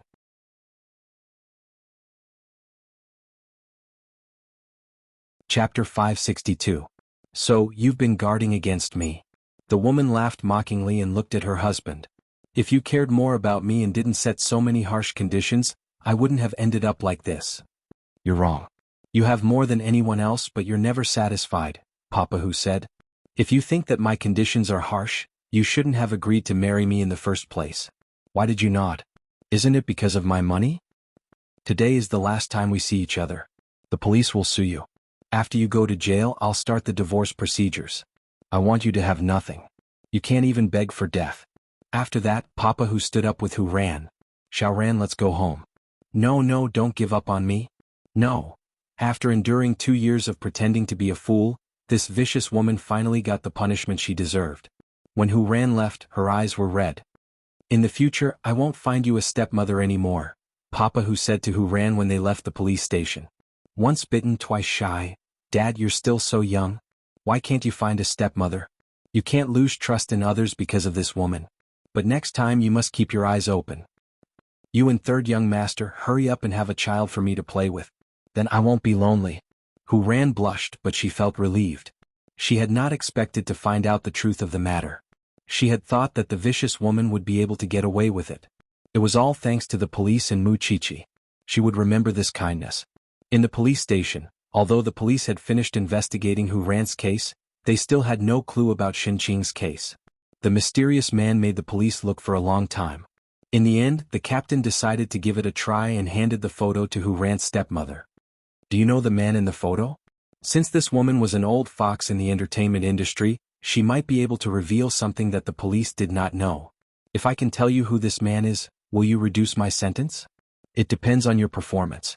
You have no choice now. The woman looked at the photo for a long time and thought for a long time.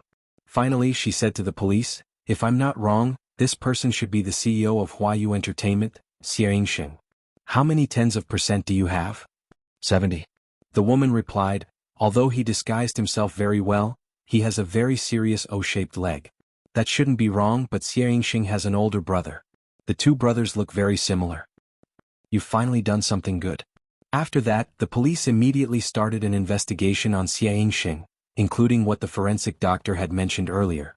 They wanted to see if he knew any martial arts or boxing.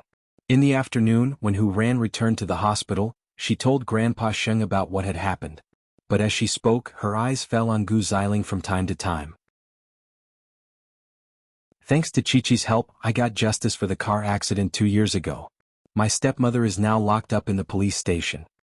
I really didn't expect that Madame Hu looks so elegant and generous, was just pretending. Grandpa Sheng sighed. You're lucky. You don't have to be afraid in the future. I still will. Because my stepmother did something good for me. She told me something about someone plotting against me. So, I still can't let my guard down. Hu Ran was implying something. In fact, she was lying to Gu Xiling. After all, Gu Xiling had admitted to the honey incident herself. Of course, how could the old man not understand the meaning behind her words? When she first came to the Sheng family, she was sent to the hospital with broken glass. She was hurt all over because of Gu Xiling. Would she not bear a grudge? That would be strange. You're the daughter of the Hu family now, and the Gu family has changed. If you want to deal with me, I won't be able to fight back at all. Moreover, our husbands have switched identities now. Third brother is the CEO, and what is my husband? If you really want to admit defeat, show me how you want to admit defeat. Second sister-in-law, I will make it clear today. If you continue to do something shameful behind third brother and my back, I will not be polite to you anymore. Just like what you said, you don't have the Gu family as your backing now. I will definitely put you first, Gu Xiling said calmly, because she knew that she had to endure the humiliation now. Otherwise, Sheng Kai would not be able to make a comeback. You better be like this. Grandpa Sheng saw that the two sisters-in-law were not on good terms, but he could not persuade them. Because this was the debt second brother and his wife owed. What about Huang Yao? Because Sheng Bowen had become the CEO, the eldest young master of Tiffany & Company had officially announced the resumption of the cooperation with Huang Yao. Such a big crisis had been resolved, and the board of directors was very satisfied with Sheng Bowen's performance. But whether he would become the second Sheng Kai was still to be seen. Sheng Bowen had become the CEO, but his secretary was still the one assigned by Sheng Kai. She knew that she should retreat, but Sheng Bowen did not let her leave. It's the same no matter who it is. As long as you do your job well, I will let bygones be bygones. The secretary was very surprised. If it were Sheng Kai, he would have fired her immediately. But Sheng Bowen could still tolerate it. CEO Sheng, you should be more ruthless. But second brother and I are not the same, Sheng Bowen replied. If there is nothing else, you can go out and do your work. Actually, second young master did not send me to monitor you. He sent me to seduce you. After Sheng Bowen heard this, he smiled. That depends on your ability. You are too upright. You are not suitable for the business world. Whether I am suitable or not, you will know in the future. Sheng Bowen did not explain further. He was very happy to know that Hu Ran's stepmother had been arrested. After the secretary left, he immediately called her. It's really good news. You don't have to be worried anymore. You really have to thank Xiaoqi. Third brother, I thank you too. Before this, Hu Ran had to stay in the Sheng family because of her stepmother's threat. But now she no longer had any scruples. Could the two of them be together? Although Sheng Bowen did not plan to change his wife, what if Hu Ran wanted to meet a better person? So, after thinking for a moment, he said, if you want to go back to the Hu family, I can sign the divorce agreement for you. After all, you have just escaped from the Hu family. I don't want you to fall into the abyss of the Sheng family. You deserve a better life.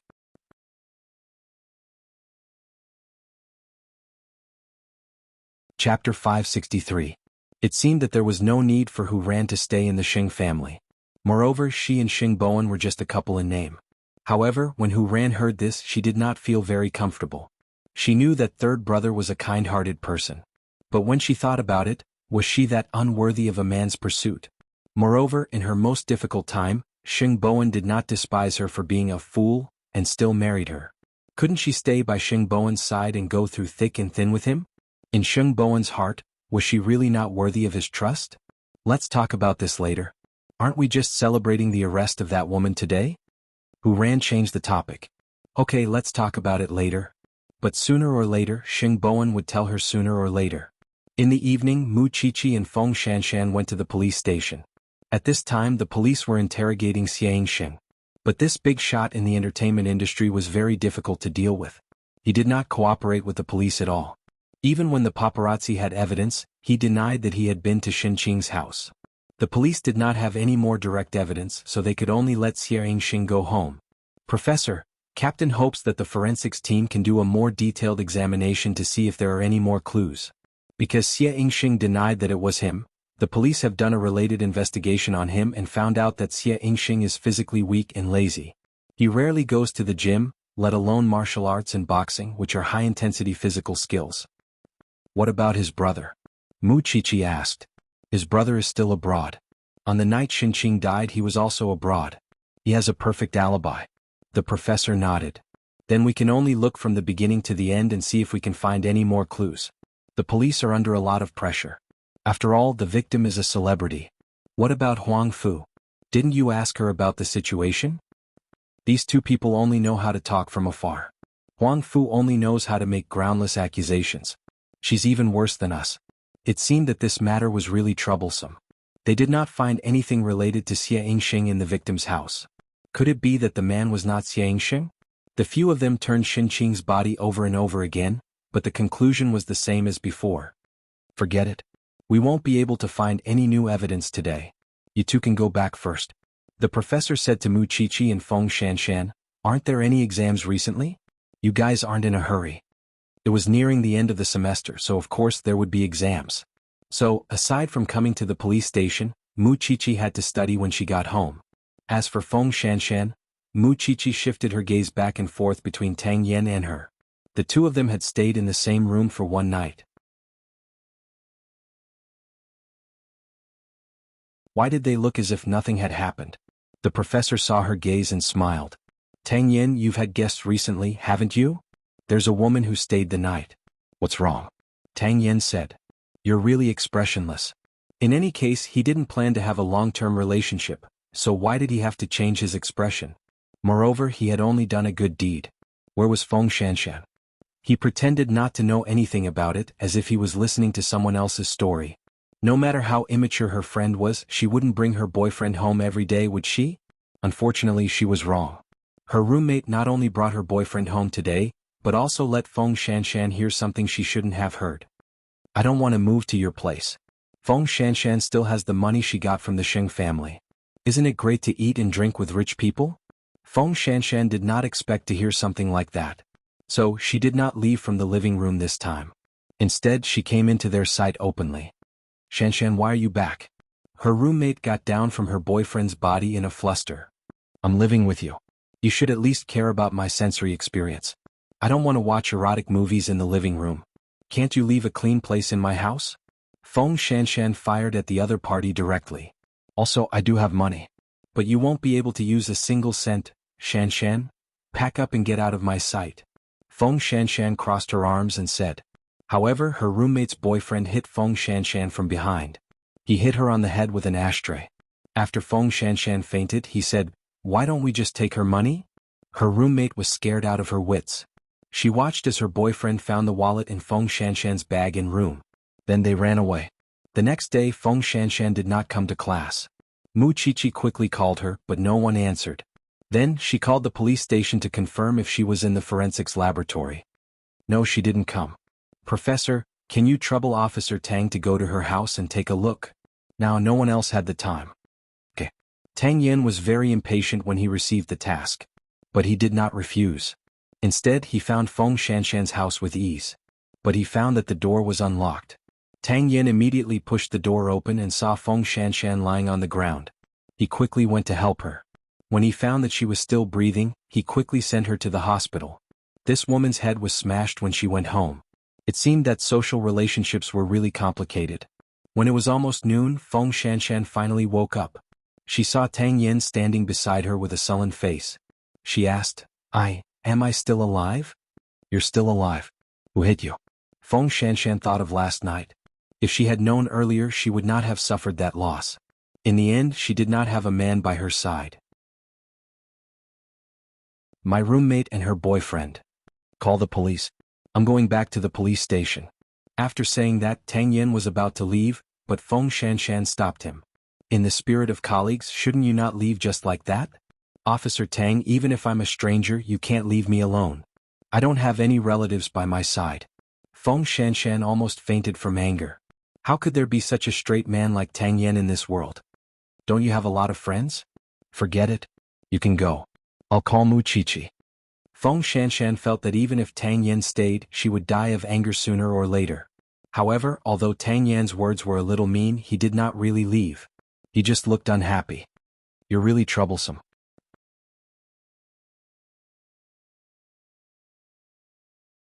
Chapter 564.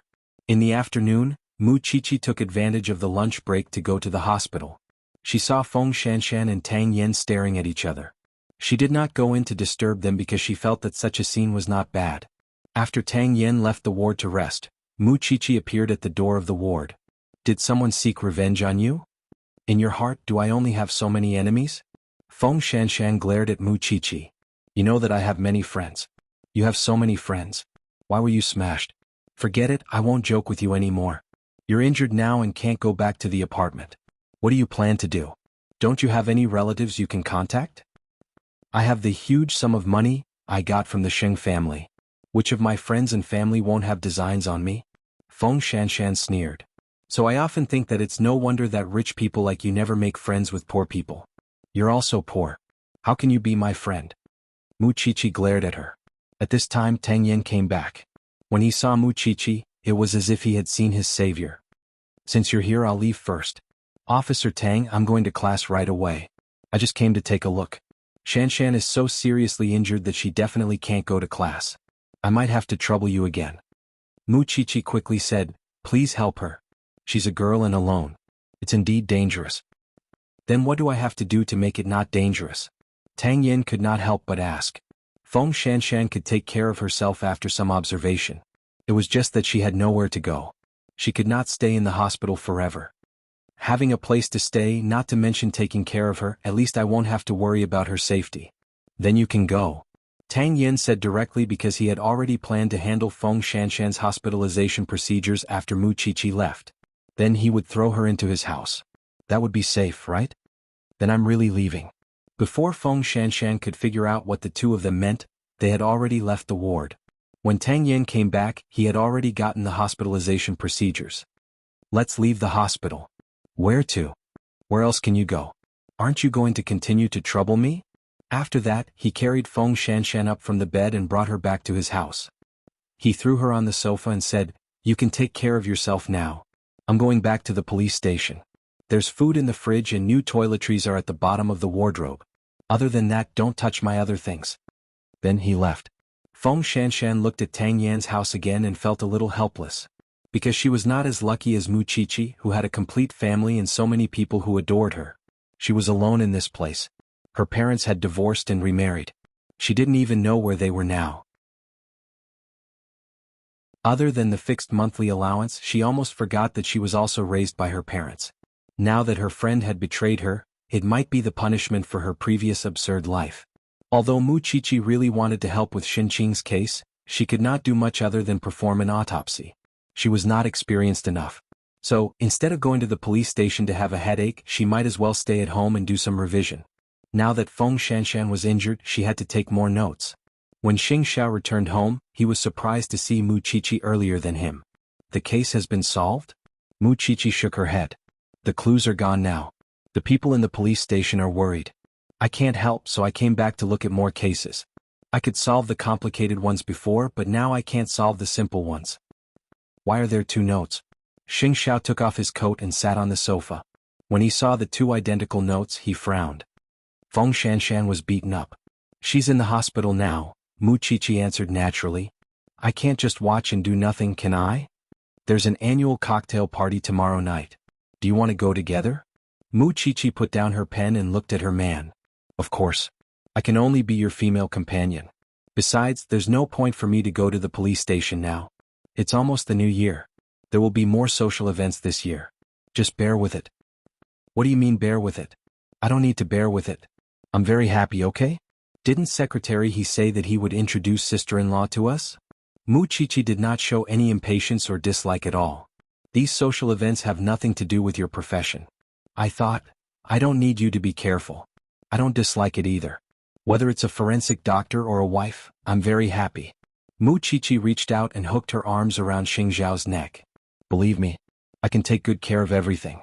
Although I know that my husband will be with me for a lifetime, I can't be too presumptuous, can I? Xing Xiao chuckled and pushed her away. Continue reading your case. I'll go change. Actually, it's quite boring to read these cases. Why don't I help you change? Mu Qiqi blinked. When Xing Xiao saw that, he immediately grabbed her collar.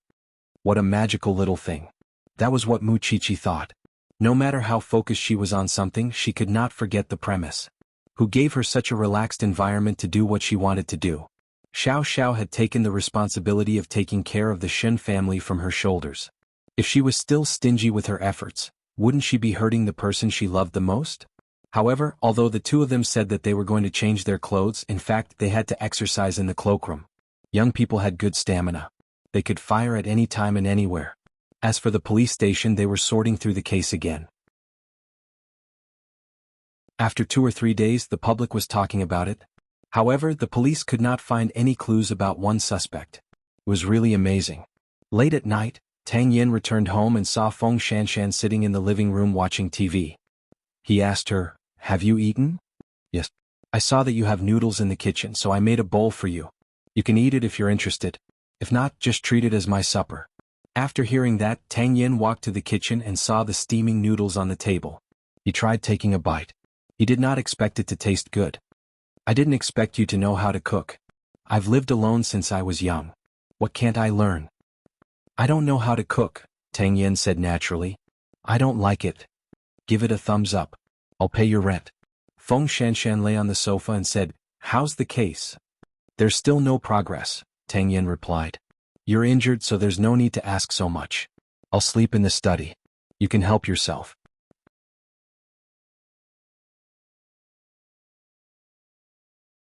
Chapter 565. Late at night at the hospital. The old man still had to stay in the hospital for a few more days, but Sheng Bowen and Hu Ran were keeping watch at the hospital tonight. After Sheng Bowen proposed a divorce, Hu Ran did not mention it again, but the 2 of them could not help but feel awkward. Hu Ran was afraid that Sheng Bowen would get along with Grandpa Sheng because the 2 of them had become much closer recently. Hu Ran was afraid that Sheng Bowen would accidentally tell others about their decision. If that happened, it would be irreversible. "You should go back and rest. I'll keep watch here." "Aren't you tired of working during the day and keeping watch at night?" Sheng Bowen looked at Hu Ran and shook his head. "I'm afraid that you'll be in danger if you stay here alone. 8th brother's men are here. What are you afraid of?" Hu Ran pushed him. "Go back. We don't need you here." Sheng Bowen was helpless. Because he had a regular meeting tomorrow morning, he surrendered. "I won't stay here. I'll go to the hotel opposite the hospital. That way if you need me I can come to you as soon as possible. Is that okay?" Hu Ran blushed, but she nodded. Then why aren't you going? Grandpa Sheng saw the awkwardness between the two of them. He guessed that the young couple had not gotten into the mood yet. Sheng Bowen was in charge of the Sheng family now, so Sheng Kai had a lot of time to drink and get drunk. Gu Xiling was angry and wronged when she saw this. Are you planning to give up on Huang Yao completely? Look at yourself in the mirror. You don't have any fighting spirit at all. You don't look like a man. Sheng Kai sat up from the bed drunkenly and pointed at Gu Xiling. Don't scold me all day. I have my pride too. A man's dignity is earned by himself, not given by others. Sheng Kai, Grandpa is urging us to have a child as soon as possible. What do you think we should do? Gu Xiling planned to make everything clear at this moment. Then let's have a baby, Sheng Kai answered unnaturally. Why are you still pretending? There's something wrong with your body. How can I have a baby? Gu Xiling crossed her arms and sat on the edge of the bed. Sheng Kai frowned and grabbed Gu Xiling's clothes. When did you peek at the documents I locked in the cabinet? Do I need to peek? For half a year we never used contraception. I even deliberately nourished my body, but I couldn't get pregnant. So I went to the hospital for a checkup. The doctor said that everything is normal. Since I'm normal, do I still need to say who the problem is? Gu Xiling said angrily. My body is fine. You're still trying to be brave. If you don't cooperate with me and go to the hospital for a test tube, then you'll never have a child. When third brother's child is born, you'll only lose more opportunities. Gu Xiling patiently explained the stakes to him. Think about it yourself. Sheng Kai had always felt humiliated in front of Gu Xiling. This was because men were most afraid of having problems in that area. They would be criticized by others and even their own women would look down on them. I can't accept it, especially if word of this gets out. I'd rather die. Sheng Kai suddenly woke up and sat on the bed. He looked very dispirited. I don't know how things turned out like this.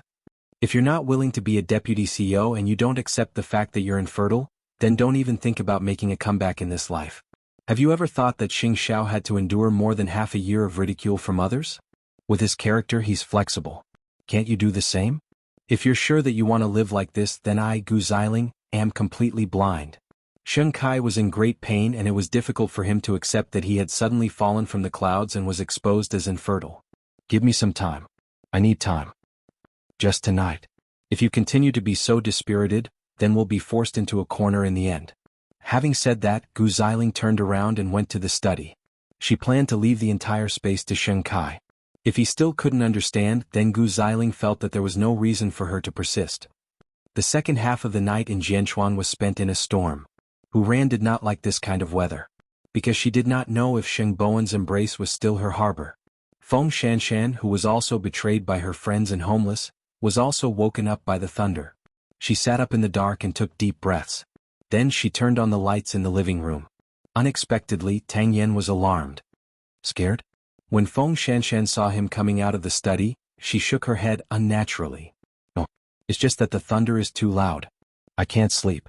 Just admit it if you're scared. There's nothing shameful about it. Tang Yin went to the kitchen and poured a glass of water. He also warmed a glass of milk for Feng Shanshan. How long have you been alone?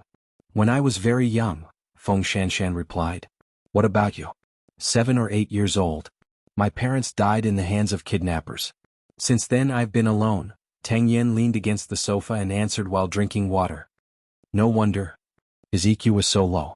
Feng Shanshan held back the second half of her sentence and did not say it out loud. So, you trained yourself to be so strong and became a police officer? It's getting late. Go to sleep. If you're afraid, you can turn on the lights or lie by the fireplace. It will reduce your fear. Tang Yin refused to answer her personal questions, and Feng Shanshan consciously did not ask further. It turned out that both of them had fallen from grace. This man's life was more tragic than she had imagined. At least her parents were still alive. Therefore, Feng Shanshan decided to hate him less in the future. After all, it was not easy for him to not grow up without his parents' education. Then she wrapped herself in a blanket and sat by the fireplace. Sure enough, when she saw the fire, she was filled with hope and was not so afraid anymore. More importantly, she knew that there was a very strong man in the study, which made her feel very safe. Because of this, Feng Shanshan suddenly had a bold idea. Since Tang Yin was also living alone, could he rent half of the house to her? However, she quickly dismissed the idea because Tang Yen seemed to be a loner and did not want to be involved with anyone. It would not be easy to convince him. It seemed that she would have to work harder and see if she could get Tang Yan's approval by cooking.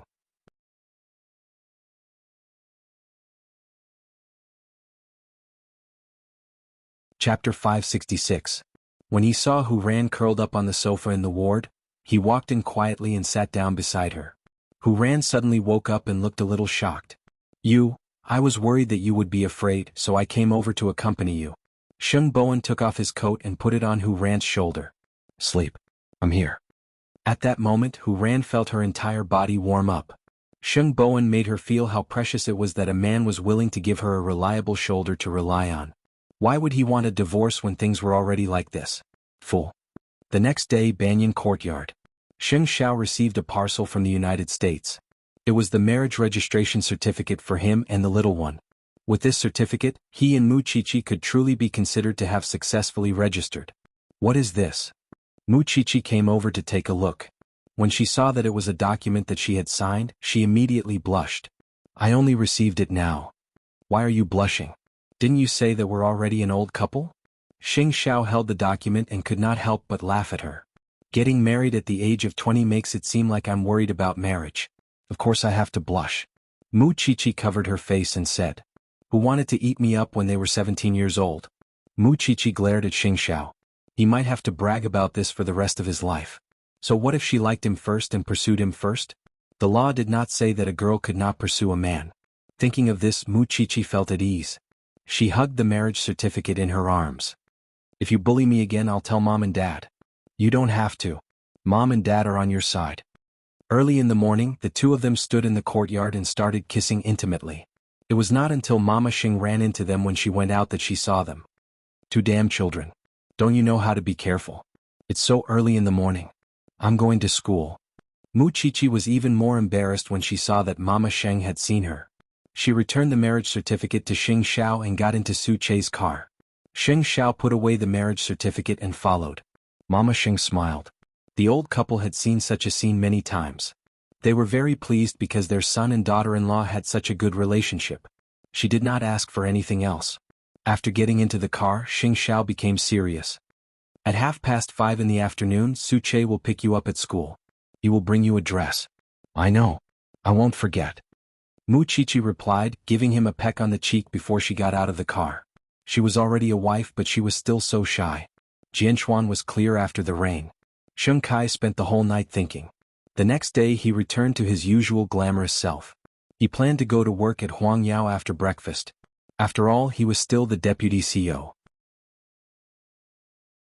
Seeing him pull himself together, Gu Xiling was relieved. You won't be able to endure it for too long. There's still a long way to go. However, about the child, let me think about it and make preparations. No matter how anxious I am, there is no need to rush this moment. I can still wait for a few days, Gu Xiling replied. Go to Huangyao. Be patient. Since I'm ready to face it, I've already guessed it. You don't have to worry about it. However, Sheng Bowen did not expect Sheng Kai to pull himself together so quickly and appear at the Huangyao regular meeting. Because of Sheng Bowen's character, Huangyao's previous aggressive state had to change. He was more focused on building a solid foundation instead of rushing to expand. This was different from Sheng Kai's management philosophy. One pursued stability while the other liked to take risks. Of course, Sheng Kai had no say now. Huangyao now had to listen to Sheng Bowen's arrangements. Because the VVIP night of Huangyao was approaching, Sheng Bowen thought of Mu Qiqi's amazing plan last year. This year he wanted to ask Mu Qiqi if she had any new ideas. After all, everyone had higher expectations for the VVIP night of Huangyao now. However, now that Mu Qiqi was a forensic doctor and was very busy, Xing Xiao probably would not agree. After the regular meeting, Sheng Kai returned to his office. However, on his way back he heard many people talking about him. I can't believe he still has the face to be the deputy CEO. Huangyao was ruined by him before. Isn't that so? Fortunately, third young master is in charge now. Otherwise, I don't know what would happen to Huangyao.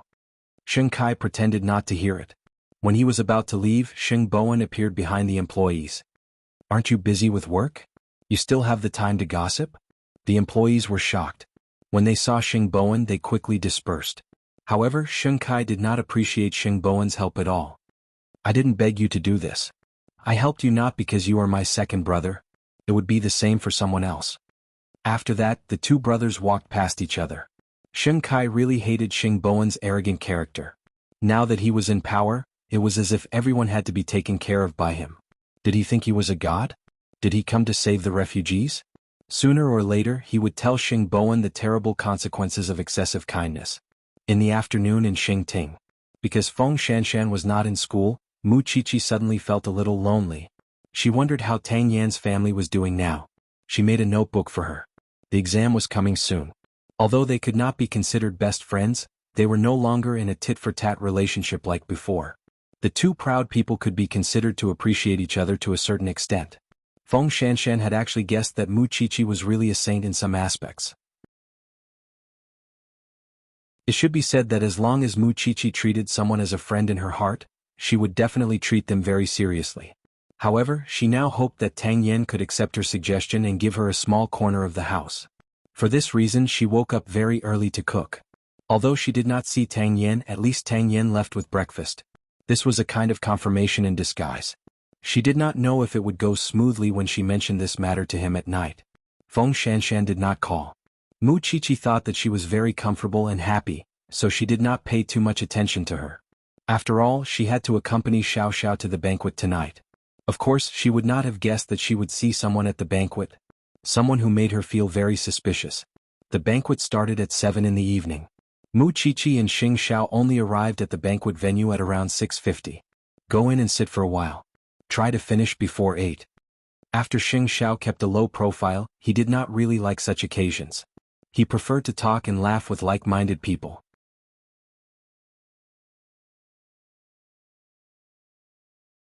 Chapter 567. After entering the banquet, the happiest thing for Mu Qiqi was seeing Xing Minglan and Jing Yun.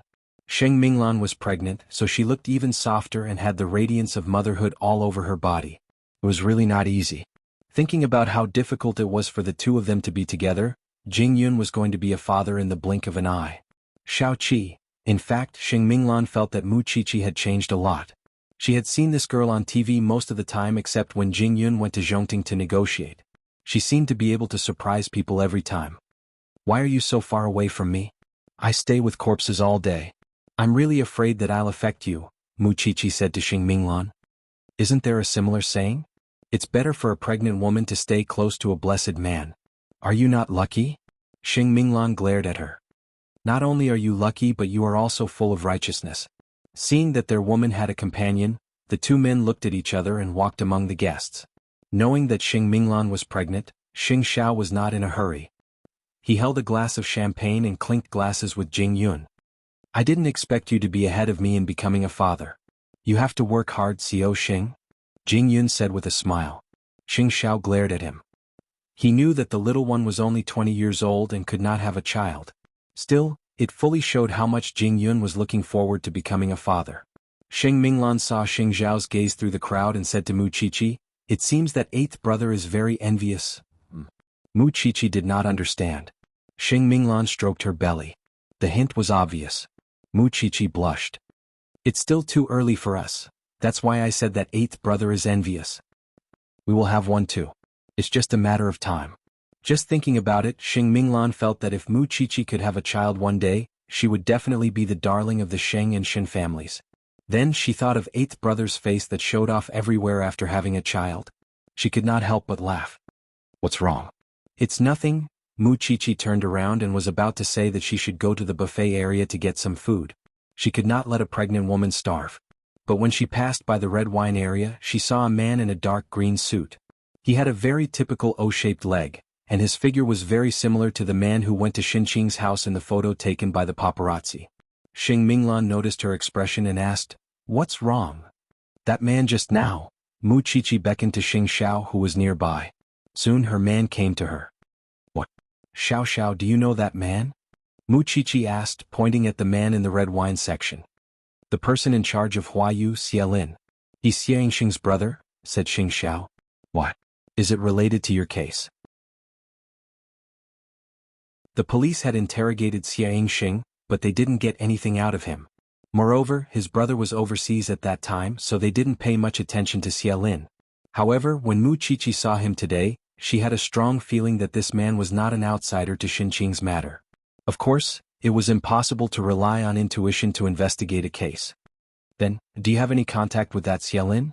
I can only say that I know him. Then Xing Xiao pinched Mu Qiqi's nose. Even if you have doubts in your heart, you can't show it on your face. Do you want others to see it and be on guard against you? Mu Qiqi was stunned for a moment. Then she quickly replied, I know. I'll be careful next time. He won't run away. We can just investigate after the case is over. Xiao Xiao, do you know anything else? Mu Qiqi looked at the teasing smile on the man's face. She was a little expectant. Or do you not like me to talk about this in such an occasion? Let's go back and talk about it. That depends on what you want to know. Then Xing Xiao pointed at his cheek. It was obvious that he was hinting at something. Mu Qiqi leaned forward and kissed him. Only then did she ask with a clear conscience, I want to know if he knows martial arts or, I don't know anything else. I only know that he is good at golf and baseball. I've met him a few times. Baseball? Mu Qiqi suddenly thought of Xinqing's injury. Are you here to attend a party or to investigate a case? Xing Minglan couldn't help asking her. You're already so serious now. What will happen in the future? After listening to Xing Minglan's words, Mu Qiqi put away all her questions and returned to her normal self. It's just a coincidence. While they were talking, Xiaolin came to Xing Xiao and said, It's been a while. It's been a while. I'm here to ask if your wife has any complaints about you, because I think the way she looks at me is a little strange. Xiaolin was very direct. He looked at Mu Qiqi with a complicated gaze. Mu Qiqi coughed softly and answered, I'm just surprised that you and your brother look so alike. Little girls are always curious about the world. I'm often confused by her unconventional thoughts. You don't have to worry about it, Xia. Xing Xiao quickly shielded her. All right. Let's play golf together when we have time. Xiaolin did not ask further. But this man was very observant. After that, he turned around and left. Xing Xiao turned around and looked at Mu Qiqi. I think you won't live past the second day if you become a criminal police officer. Luckily, you're just a forensic doctor. I thought you could handle things on your own. Is this how you act in front of me? I still have this bit of self-awareness. Mu Qiqi said impatiently. Don't worry. Before Xinqing's case is solved, I won't go anywhere alone. I'm a coward. I'm a coward because I have to worry about my lover. Xing Zhao's face was not as black as before when he heard what the little one said. However, Xiaolin must have sensed something. After all, Mu Qiqi had appeared on TV before. In order not to leave her doubts to the next day, Mu Qiqi called the professor after the party ended. Xing's brother, Xiaolin, also has O-shaped legs. He also plays baseball and golf. The people from the police station are investigating this person's social relations, said the professor. Because Tang Yin found a detail in the paparazzi's photo. There is a scar on this person's neck. Xing doesn't have that scar. How cunning. He deliberately covered it up from every angle. Tang Yin used a magnifying glass to look at it for a long time before he found that.